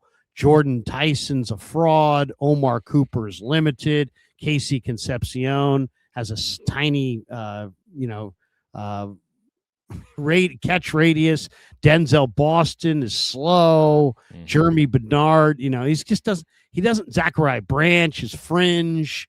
Everything's within 5 yards of the line of scrimmage. Antonio Williams is soft and hurt. Malachi Fields is slow and doesn't separate. Elijah Surratt is soft. Deion Burks is a total fraud. Bryce Lance, there's flaws in his.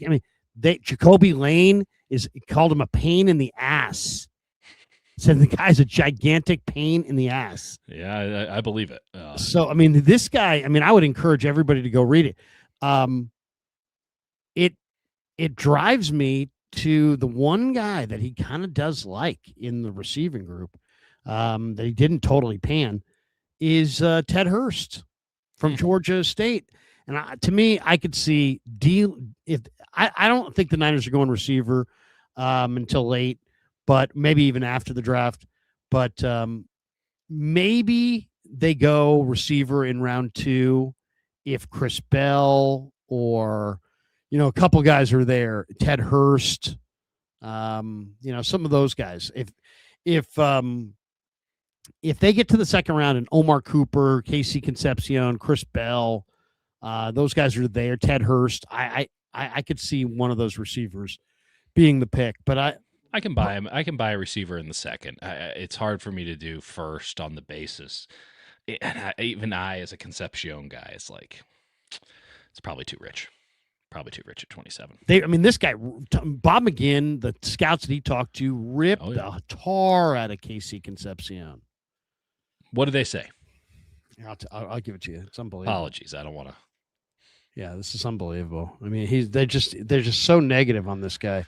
Yeah. Let's see. Here it is. Okay. He can play Z, but he's really outstanding with the ball in his hands. He can motor. He was very productive at NC State, super explosive. If he's your third receiver, you're really excited. Mm-hmm. Won the Paul Hornung Award, nation's most versatile player. Finished 4th in the FBS in punt return average. That's good. Brought back 30 punts for 16.7 average and 2 touchdowns as a receiver. Because then he goes into he's almost like a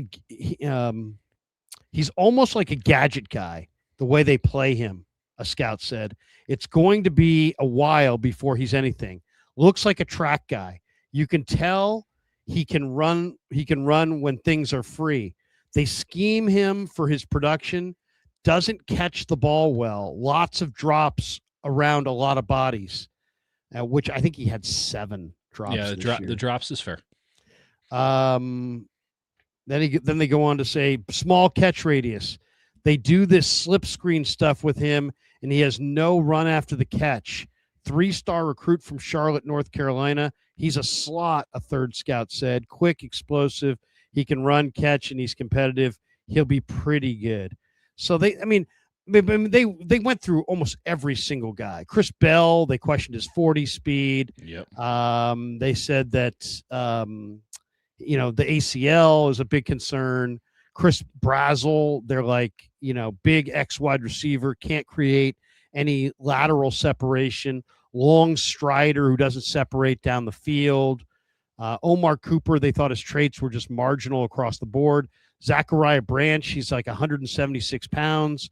He has way too many drops. He had 29.5-inch arms. They really didn't. They kind of panned him. Get about Jacoby Lane, character stuff with him, that would drop him a little bit. He's just a pain in the ass. Jeremy Bernard, he's not a blazer, strong hands, he's physical, he's good after the catch, chance to be a number 3 in the league. His speed is pretty average though. So they just kind of go through Antonio Williams. Antonio Williams are like, he's got a great feel, he knows how to play, but durability, he's had ankle, foot, hamstring, shoulder issues.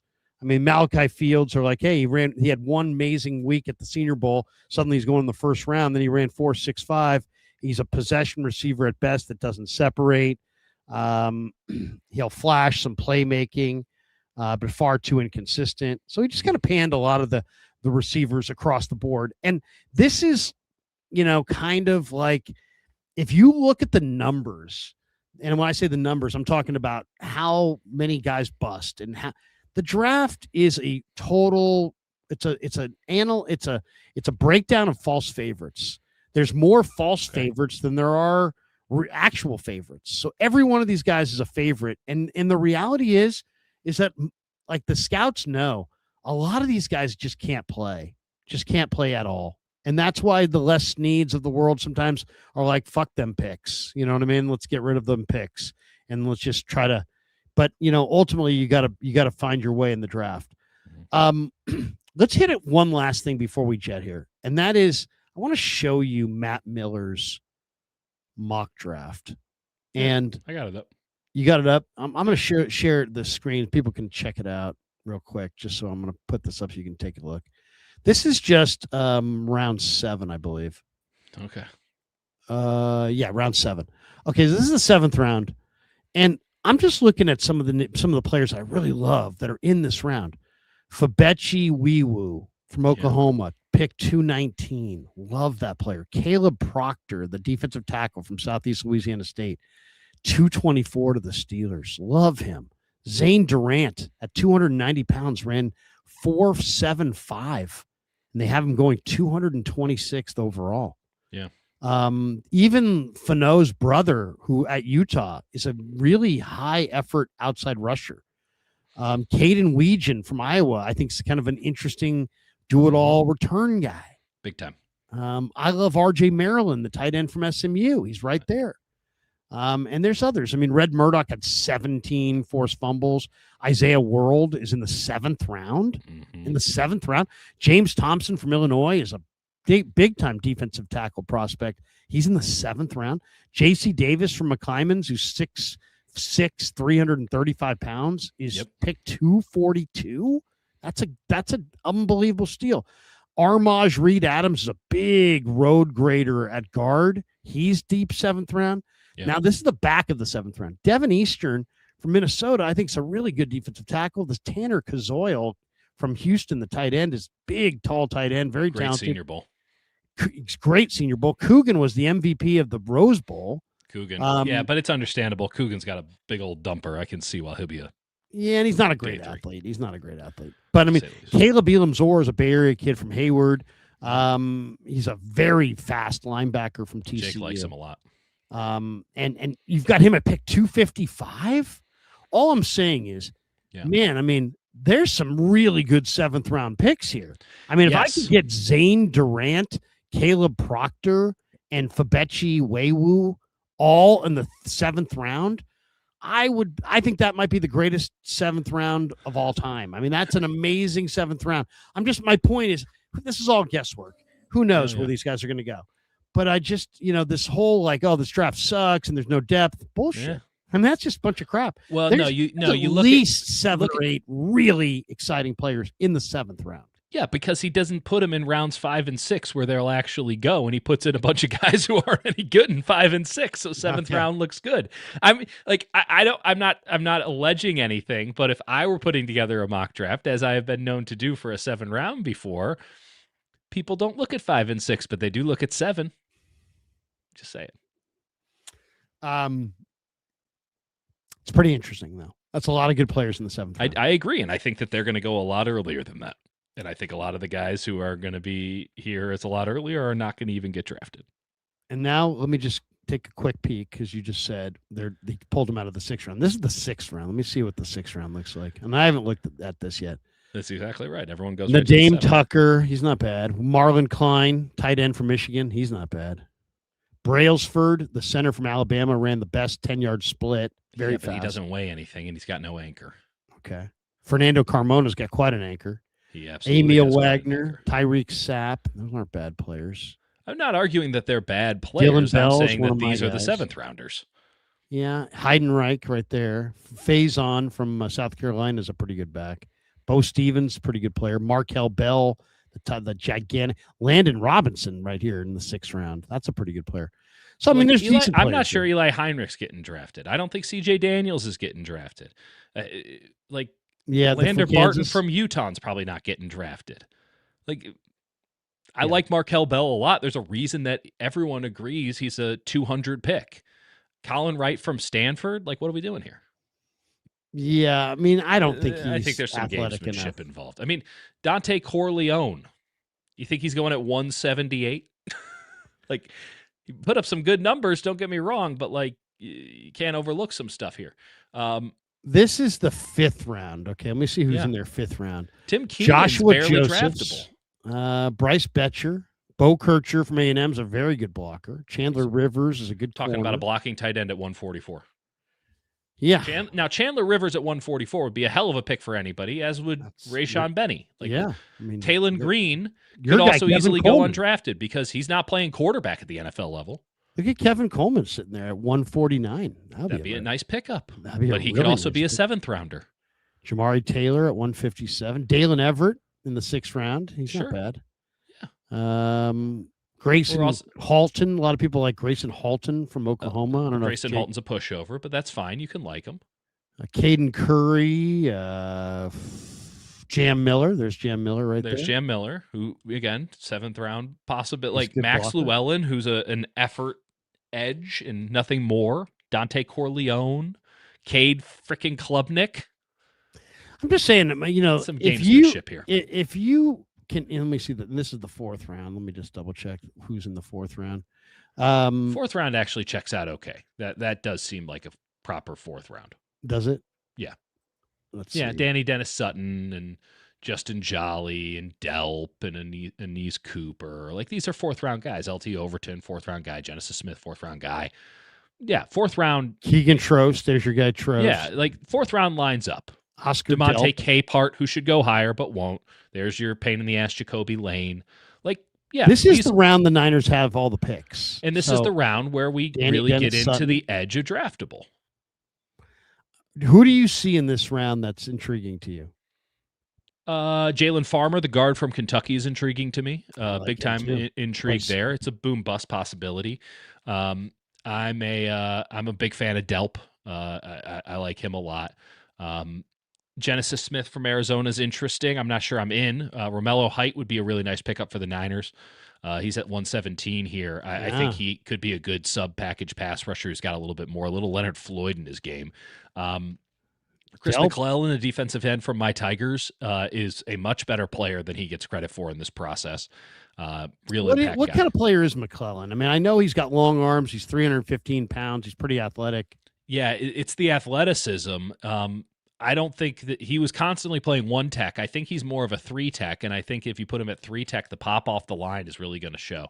But he was so often tasked with 2 gapping, even in a 4, an even man front. Like, he kind of had to do a gap and a half too a lot, and he did a good job at that. But they had such great defensive ends that he had to kind of clog instead of penetrate. I think he'd actually be a really nice pickup for the Niners. But these 4th rounders make sense to me. Like, I'm not a big Joe Royer fan out of Cincinnati, but certainly he'll have his backers. Jake Slaughter is a divisive player in and of himself, but he'll have his backers. Eli Raridan, same thing. He'll have his backers. Like, these guys make sense as 4th rounders. And it's not to say that you can't get a good round of draftable players out of 5, 6, and 7. It's just that he seems to be overloaded with them in the 7th as opposed to the 5th and 6th, which makes sense when you know how people read these things. Who is, last one for you, who is a player that right now you're really, maybe you're late to the party on this guy, but you're really, the more you're watching him recently, you're like, hey man, I'm really kind of fired up about this player that I've only been watching for a short amount of time.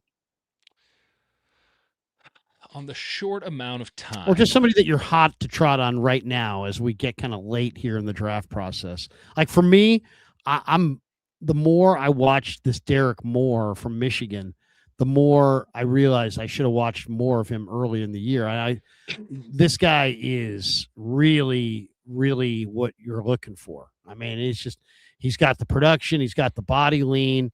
He had one of the most ridiculous reps on Markel Bell I think I've ever seen. He just ran him right over at the Senior Bowl.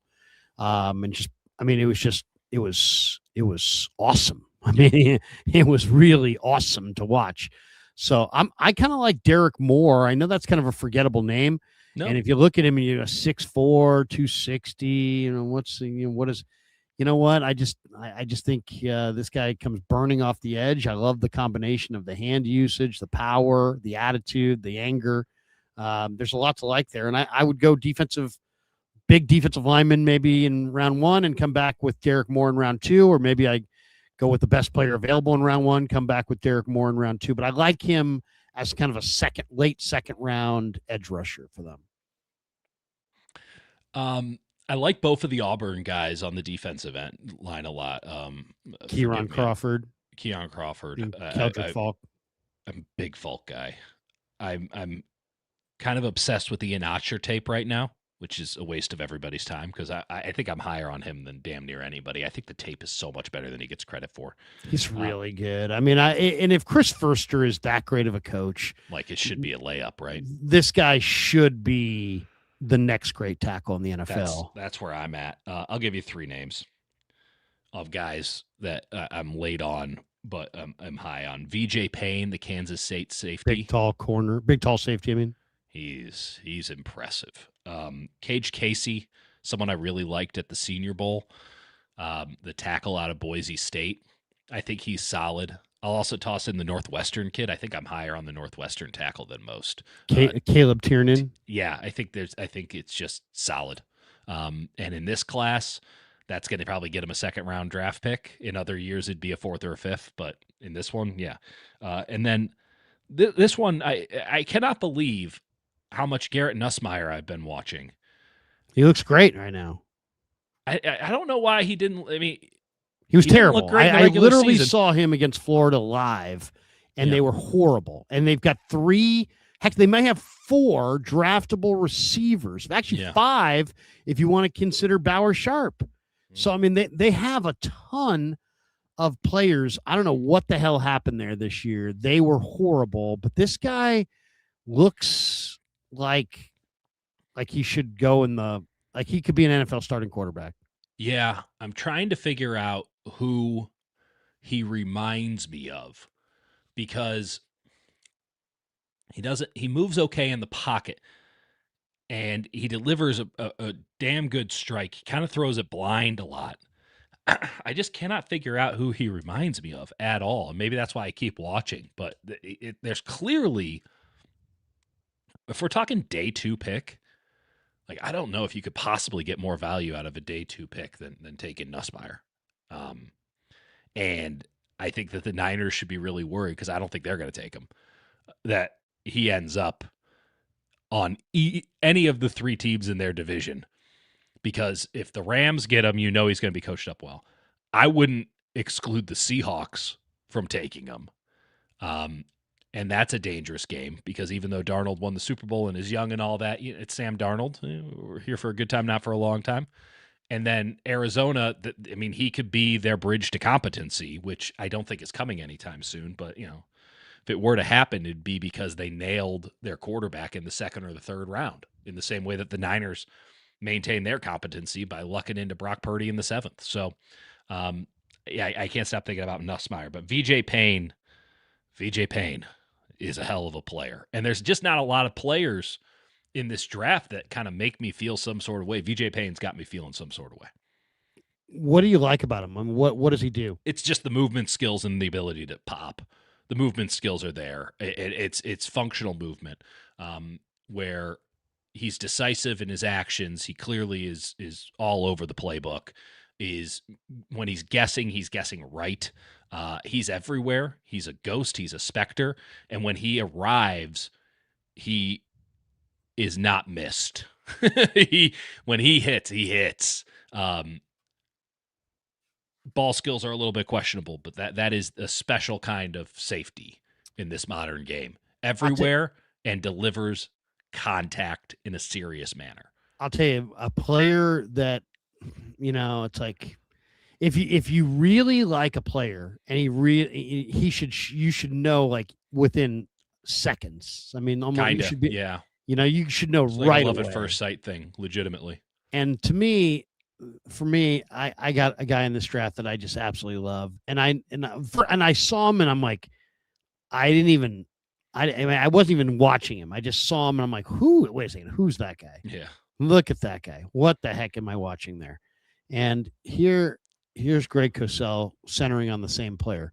Here is what Cosell says about my guy, Ted Hurst. But there's a receiver whose tape I really, really like. And it's funny, I texted with a good friend of mine after I watched this guy, and I said to him, and I texted him and said, why is this guy not as good as Jordan Tyson? And that receiver is Ted Hurst from Georgia State. I really like this kid on tape. Now, obviously, played at Georgia State. It's not a Power 4 school. They were terrible this season. I think he's one of the most intriguing wide receiver prospects in this class. Size, speed, stride length. That's his profile. Obviously, there'll be questions about the level of competition, but you're talking about a long, dynamic receiver. He was a weapon at all three levels of the defense. Look, what I always say about players like this, if he showed the same traits profile with this kind of production in a Power 4 conference, Ross, we'd be talking about him as a first-round pick without question. I thought he worked the middle of the field at the short intermediate levels. He caught a ton of dig routes, had a few too many drops. That needs to be cleaned up. But he also had plays where he caught the ball very easily on the move, seamlessly transitioning to run after catch. This guy, to me, has the size and length and traits profile to develop into a boundary X at the next level. I was fascinated by Ted Hurst from Georgia State. Yeah, I see T. Higgins. Oh, that's actually a good comp. Big, rangy, tall, but really good route runner. Yeah, quick really in and out of the break, but also with real crazy confidence at the catch point. Like it ain't going to you, bro. It's going to me. You know what I mean? It's like Ted Hurst has that kind of vibe where it's like he just looks like he just expects the ball to come to him. And he's bigger than a lot of these other receivers, and there's separation ability, and there's hands, and there's swagger. You take out one word, and this guy's going in the second round. State.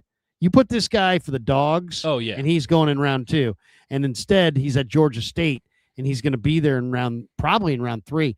But if I were the 49ers, I think I would try to trade back in round 2 and see if I could grab this kid.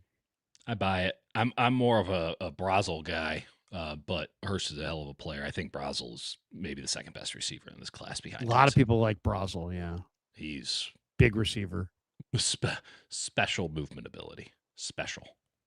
Yeah, no question. All right, let's hit our supers here, and we'll bolt. We got this one from Mass-Dog Lewis. Oh, Mass-Dog Lewis. Okay, Mass-Dog Lewis.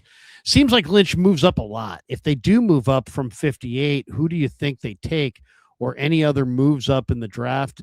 Watch every stream. Love it. Oh, thank you, man. Appreciate you guys. I think it's a move down.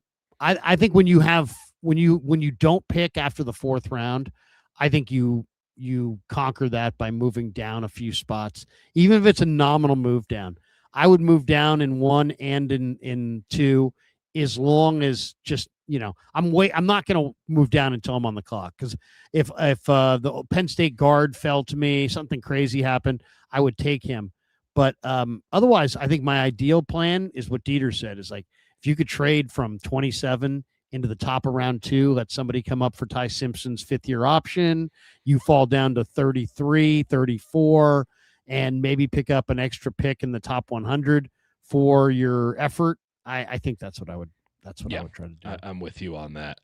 If they were to trade up from 58, which is possible, it would be for a defensive end. It would be for a pass rushing defensive end, a sub package guy. I think it would be for Zion Young. But there's an argument who is really an awesome player. I mean, what is the glitch? He's 6'5", 6'6". He's 262 pounds, 6.5 sacks. Just a little stiff. How concerned are you about the off-field issues? Concerned enough that you can't consider taking him in the first round. Not concerned because it's not just the off-field stuff. It's the way that he also plays. He's good for He's good for personal foul penalties in every game. There was not a game this year where Zion Young didn't do something straight up boneheaded. And it's the nice way of putting it is that the motor just runs so hot, sometimes the car overheats. And that is his best attribute, and it's also his biggest detriment. He is a madman on the field, and apparently he can't exactly turn it off the field. But drunk driving in Columbia, Missouri, I've never done it, but not exactly out of the norm, much apparently as speeding is at Georgia. It's dumb, it's stupid. You're making money now, but dumb and stupid and college kids seem to go hand in hand. I'm not excusing it. I'm just saying that when it comes to the pantheon of off-field stuff, there is rankings. And then I'd just be more concerned. I mean, I think honestly the reason that, even though I hear a lot of buzz about him to the Bears at 25, I think that the reason for concern is that he isn't consistent and that he has the ability to just take over series in a really incredible way, which is basically him just frothing at the mouth and saying this series is done. And then 3 pressures and 2 sacks later, this series is in fact done. But that is not always there. And he often goes through motions, and he is not someone with elite bend, even though he is a really good pass rusher. And so there's questions about how that's going to perform against very high-end tackles at the NFL level. Not to say that all tackles in the NFL are high level, just to say that you do run up against some guys who actually know what the hell they're doing when you get to the pros, and that is obviously a lot less common at the college level. He is the definitive 50th pick in the draft, where it can work out beautifully, and it could work out disastrously, and in equal parts in both measure, and no one could be faulted for just taking him 50th. Like, that's just the perfect spot to take him. So if the Niners were to trade up, I think 58 to 50, and instead of a Malachi Lawrence or our Mason Thomas, who are never going to be anything more than sub-package rushers, Zion Young does get, or a TJ Parker, who I do think the Niners like.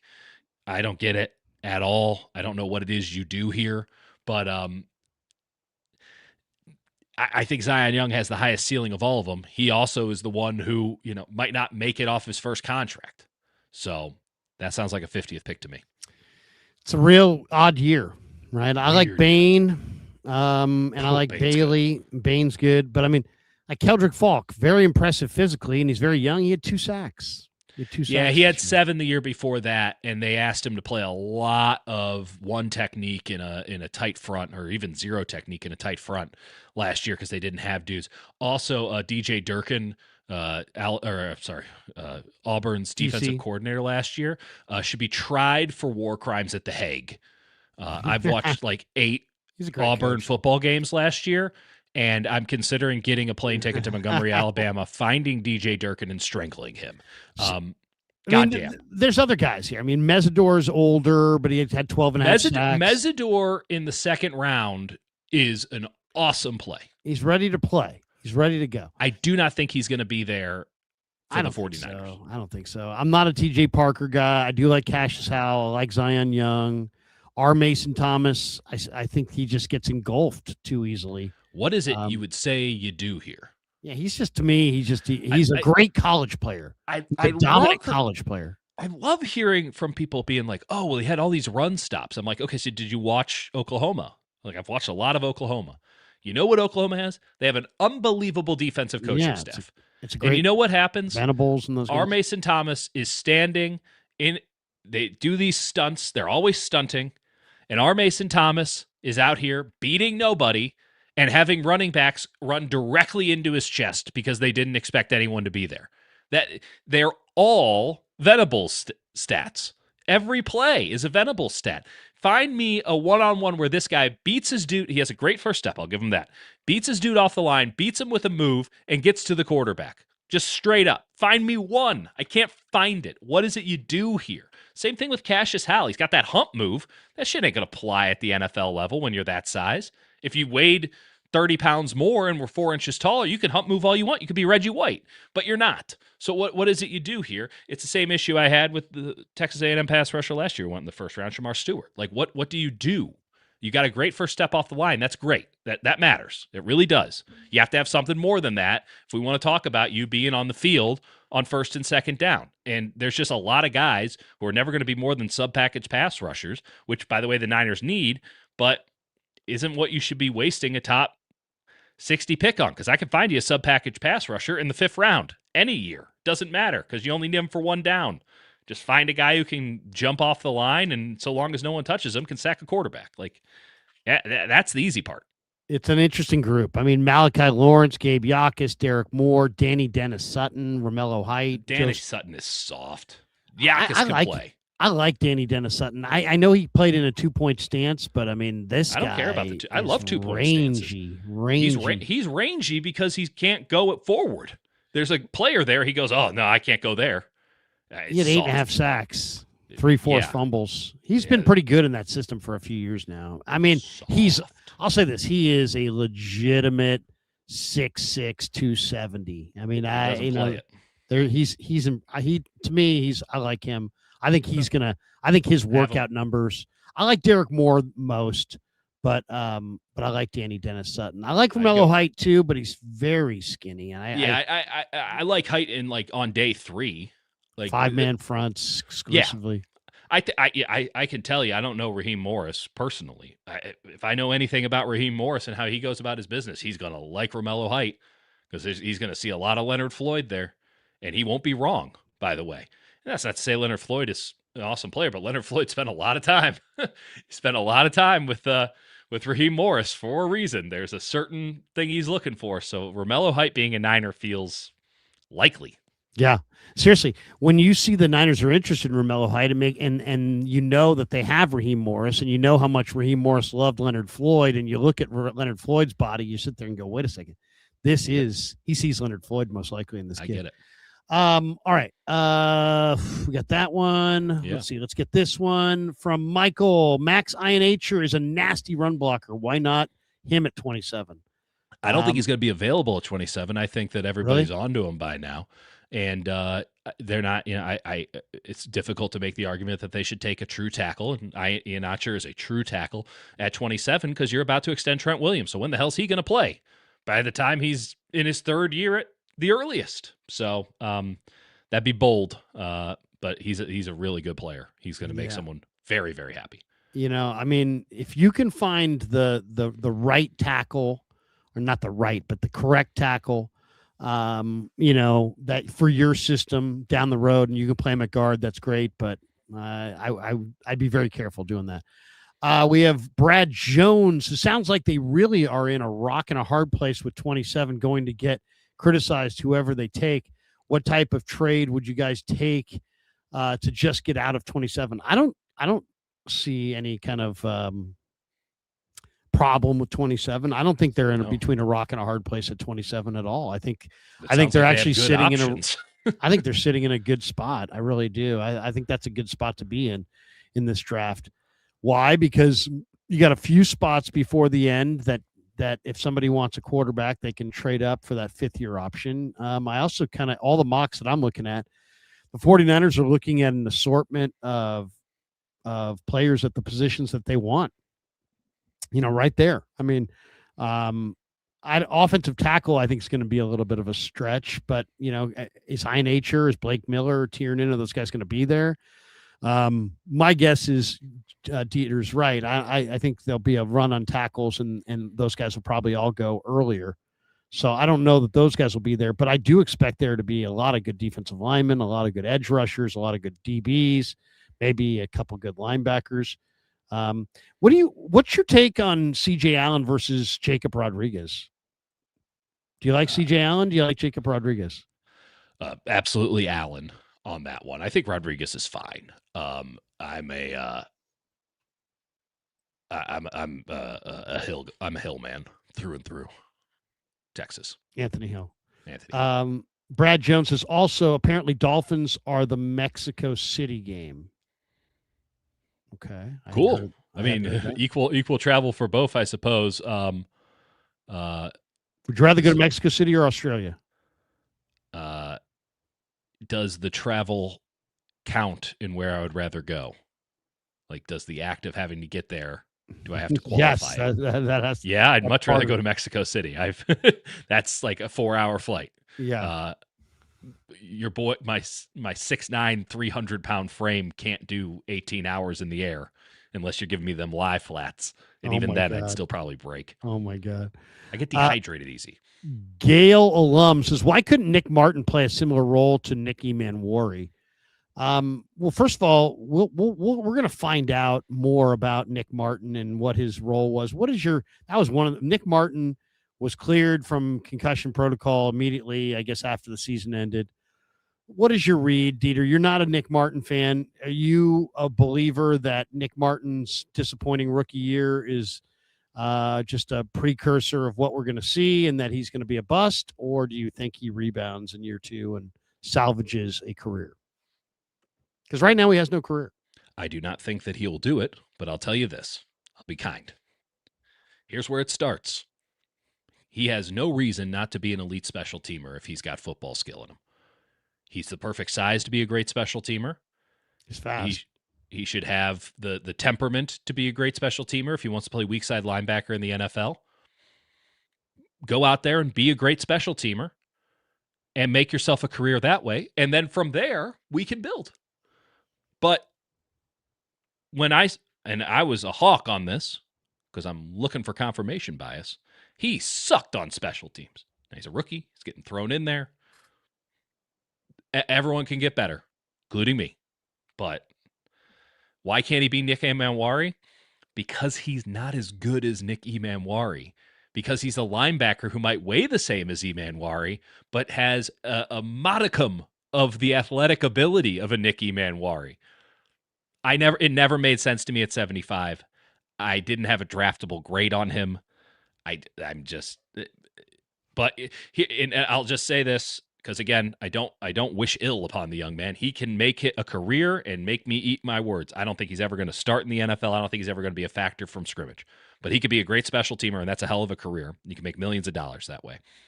But I do think that the 49ers front office should call up the Tennessee Titans and be like, can you take this guy that you wanted, Bob, that you pounded the table for and said, we got to get him now? Can you just take him with you and throw us the equivalent draft pick? You left your trash on your desk when you left.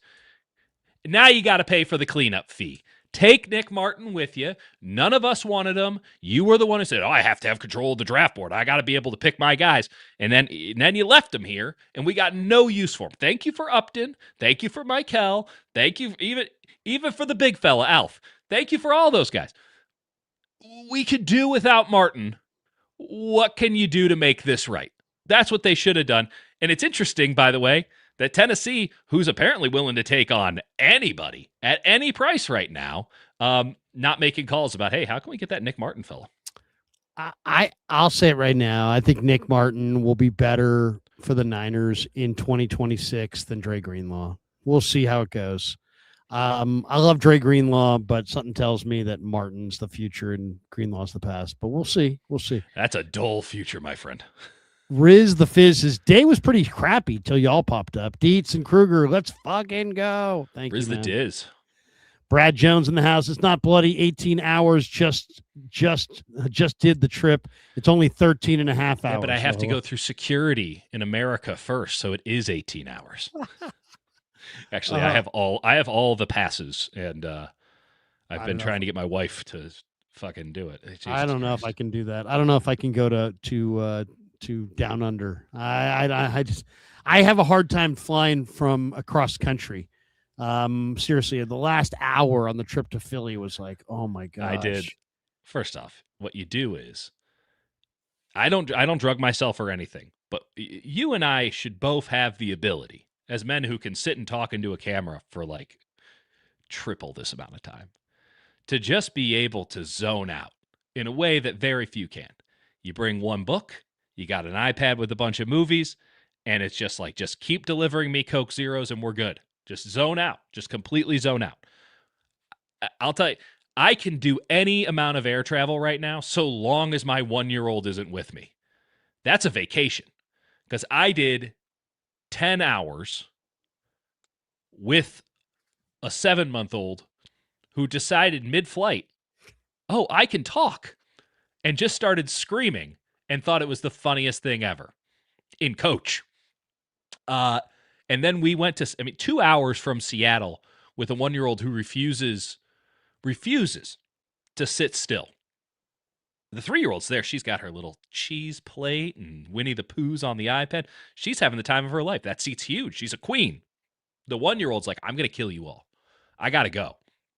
I have to go say hello to every single person on this airplane. I have to just stare at them until they acknowledge me. Luckily, we had good flight attendants. But who were like, we'll just take her. It's like, please. Those were the 2 most agonizing hours I've had in a long time. And if I have to go to Australia, I have to take my family. And the problem is I can't drug the 1-year-old because of something called an adverse reaction. Because the flight to Seattle was so bad a couple weeks ago that we're like, we have to Benadryl her on the way back. Like, we're not good parents, but we have to drug this child so that she sleeps. And her response to that was that she turned into the fucking Hulk and like ripped her shirt off and just lost it. Very nice child. Hates being confined, has to be free, absolutely feral, classic second child. So I'll go anywhere if you can get me away from the 1-year-old. But if I have to go on that flight with the 1-year-old, I'm not landing in Australia alive. She's going to kill us. She's going to kill us, Larry. When I flew back from Seattle, it's a short flight, but when I flew back from Seattle, and of course Niners lose in the playoffs, so I'm not really in necessarily a great mood. There's like I wasn't a 1-year-old. It had to be more like a 2-year-old, probably maybe 1.5-year-old, and he was looking through the seat thing at back at me, and I was like, so I waved a couple times. And then the kid got over the seat, put his head over and put his head on the seat and just stared at me for about a state and a half. Yep. I was just like, okay, what? That's my kid. And then she wiggles and goes, I gotta get out of here. And so then you're like, okay, let's walk the corridor. Let's go walk the corridor. Oh, no. And this happens everywhere. She's a true extrovert, Larry. I hate it so much. She's just like, do you see me? Hi. She literally, we have a wonderful restaurant bar that opened up at the end of our block recently. And so we go there just, once a week or whatever. It's just easy and convenient. Has really good food and good beer. It's a total. She just goes from person to person at the bar and just goes, hi. And we'll wait until they acknowledge her. People who have no interest in a child. Hi. Hi. Ah! Hi. Until you acknowledge her. Imagine that for an entire plane of people with the anger that comes if you don't let her do it. And that's why I'm trying to travel anywhere without her right now. And so I don't think I'm going to Australia. Uh-oh. I don't think I'm going to Mexico City. Uh-oh. Well, I think she's taking me down. That's going to do it for us. Let me thank our sponsors. We'll bolt for the door. Thanks to Pig and a Pickle. Check them out. Emeryville, Corte Madera, opening in Petaluma in 2026. They're not opening there yet, but they will be opening soon. Thanks to Novato Chevrolet, family owned for over 50 years. Friendly staff, meets all of your expectations. Bay Area's EV headquarters. Novato Chevrolet, fantastic dealership. Go see David. Fantastic sales guy, and he will take care of you. Thank you to Novato Chevrolet. Appreciate Novato Chevrolet. They do a great job. Also, thank you to Habbas Law. Habbas Law covered pet adoption fees on Saturday at the San Jose Animal Care Center. All day Saturday, every dog, every cat, every animal, they paid for it. People walked in with generous hearts. They left as a family thanks to Habbas Law. So way to go, Habbas Law. Thank you to the San Jose Animal Care Center. Thank you to Omar and Tara Habbas. 1-800-INJURED. They will fight to make it right. Thanks to Habbas Law for being a proud sponsor of the Krug Show. Also, thank you, Alomar Marina, alomarmarina.net. They're at 5999 Garden Highway. They're open Wednesday through Sunday. Try the shrimp tacos. Float while you dine on the Sacramento River. Great spot. Awesome spot. And also thank you, Sharp Corner Sports Cards and Collectibles. 205 Cypress Avenue in Pacific Grove along the Monterey Peninsula. The great Anthony Catania's at 831-521-5264. He's also, you can connect with him on Instagram, Sharp Corners 831 on the gram. If you're a Krug Show fan, you get free shipping at Sharp Corners Sports Cards and Collectibles. Dieter, I'll give you the final word before we bolt for the door, but thanks again for streaming. Always good stuff. Tell people if they want to get a hold of you and Jake's draft guide, how's the best way to connect with you and to make sure they get your guys' draft guide as quickly as possible. You got to come on over to the channel. It's the Dieter and Hutch Pod. You become a member, you become an official sicko, and we'll hook you up. There you go. It's pretty much as simple as that. Come watch the show. We'll tell you every time you watch the show how you can do it. See if it's to your liking. It's not for everybody. We like it that way. But come on over, hang out with us tomorrow night around this time. Should be a blast. When you said we'll hook you up, made me think of the Larry David in Curb Your Enthusiasm when he decided he wanted to buy some swag and he wasn't sure how to buy it. And he's like, what, do I pay you first? Do you put it in my pocket first? It's kind of like that. It's like, what do I like that? I mean, swag. What I mean, is this gonna work? Am I gonna get something out of this? Am I gonna like it? We've often been compared to the swag of the 49ers YouTube space, and frankly, we just got to ride with it at this point. There you go. For Dieter, I'm Larry. Have a great night, everybody. Peace. Yeah, never met a man I've been scared of. Careful.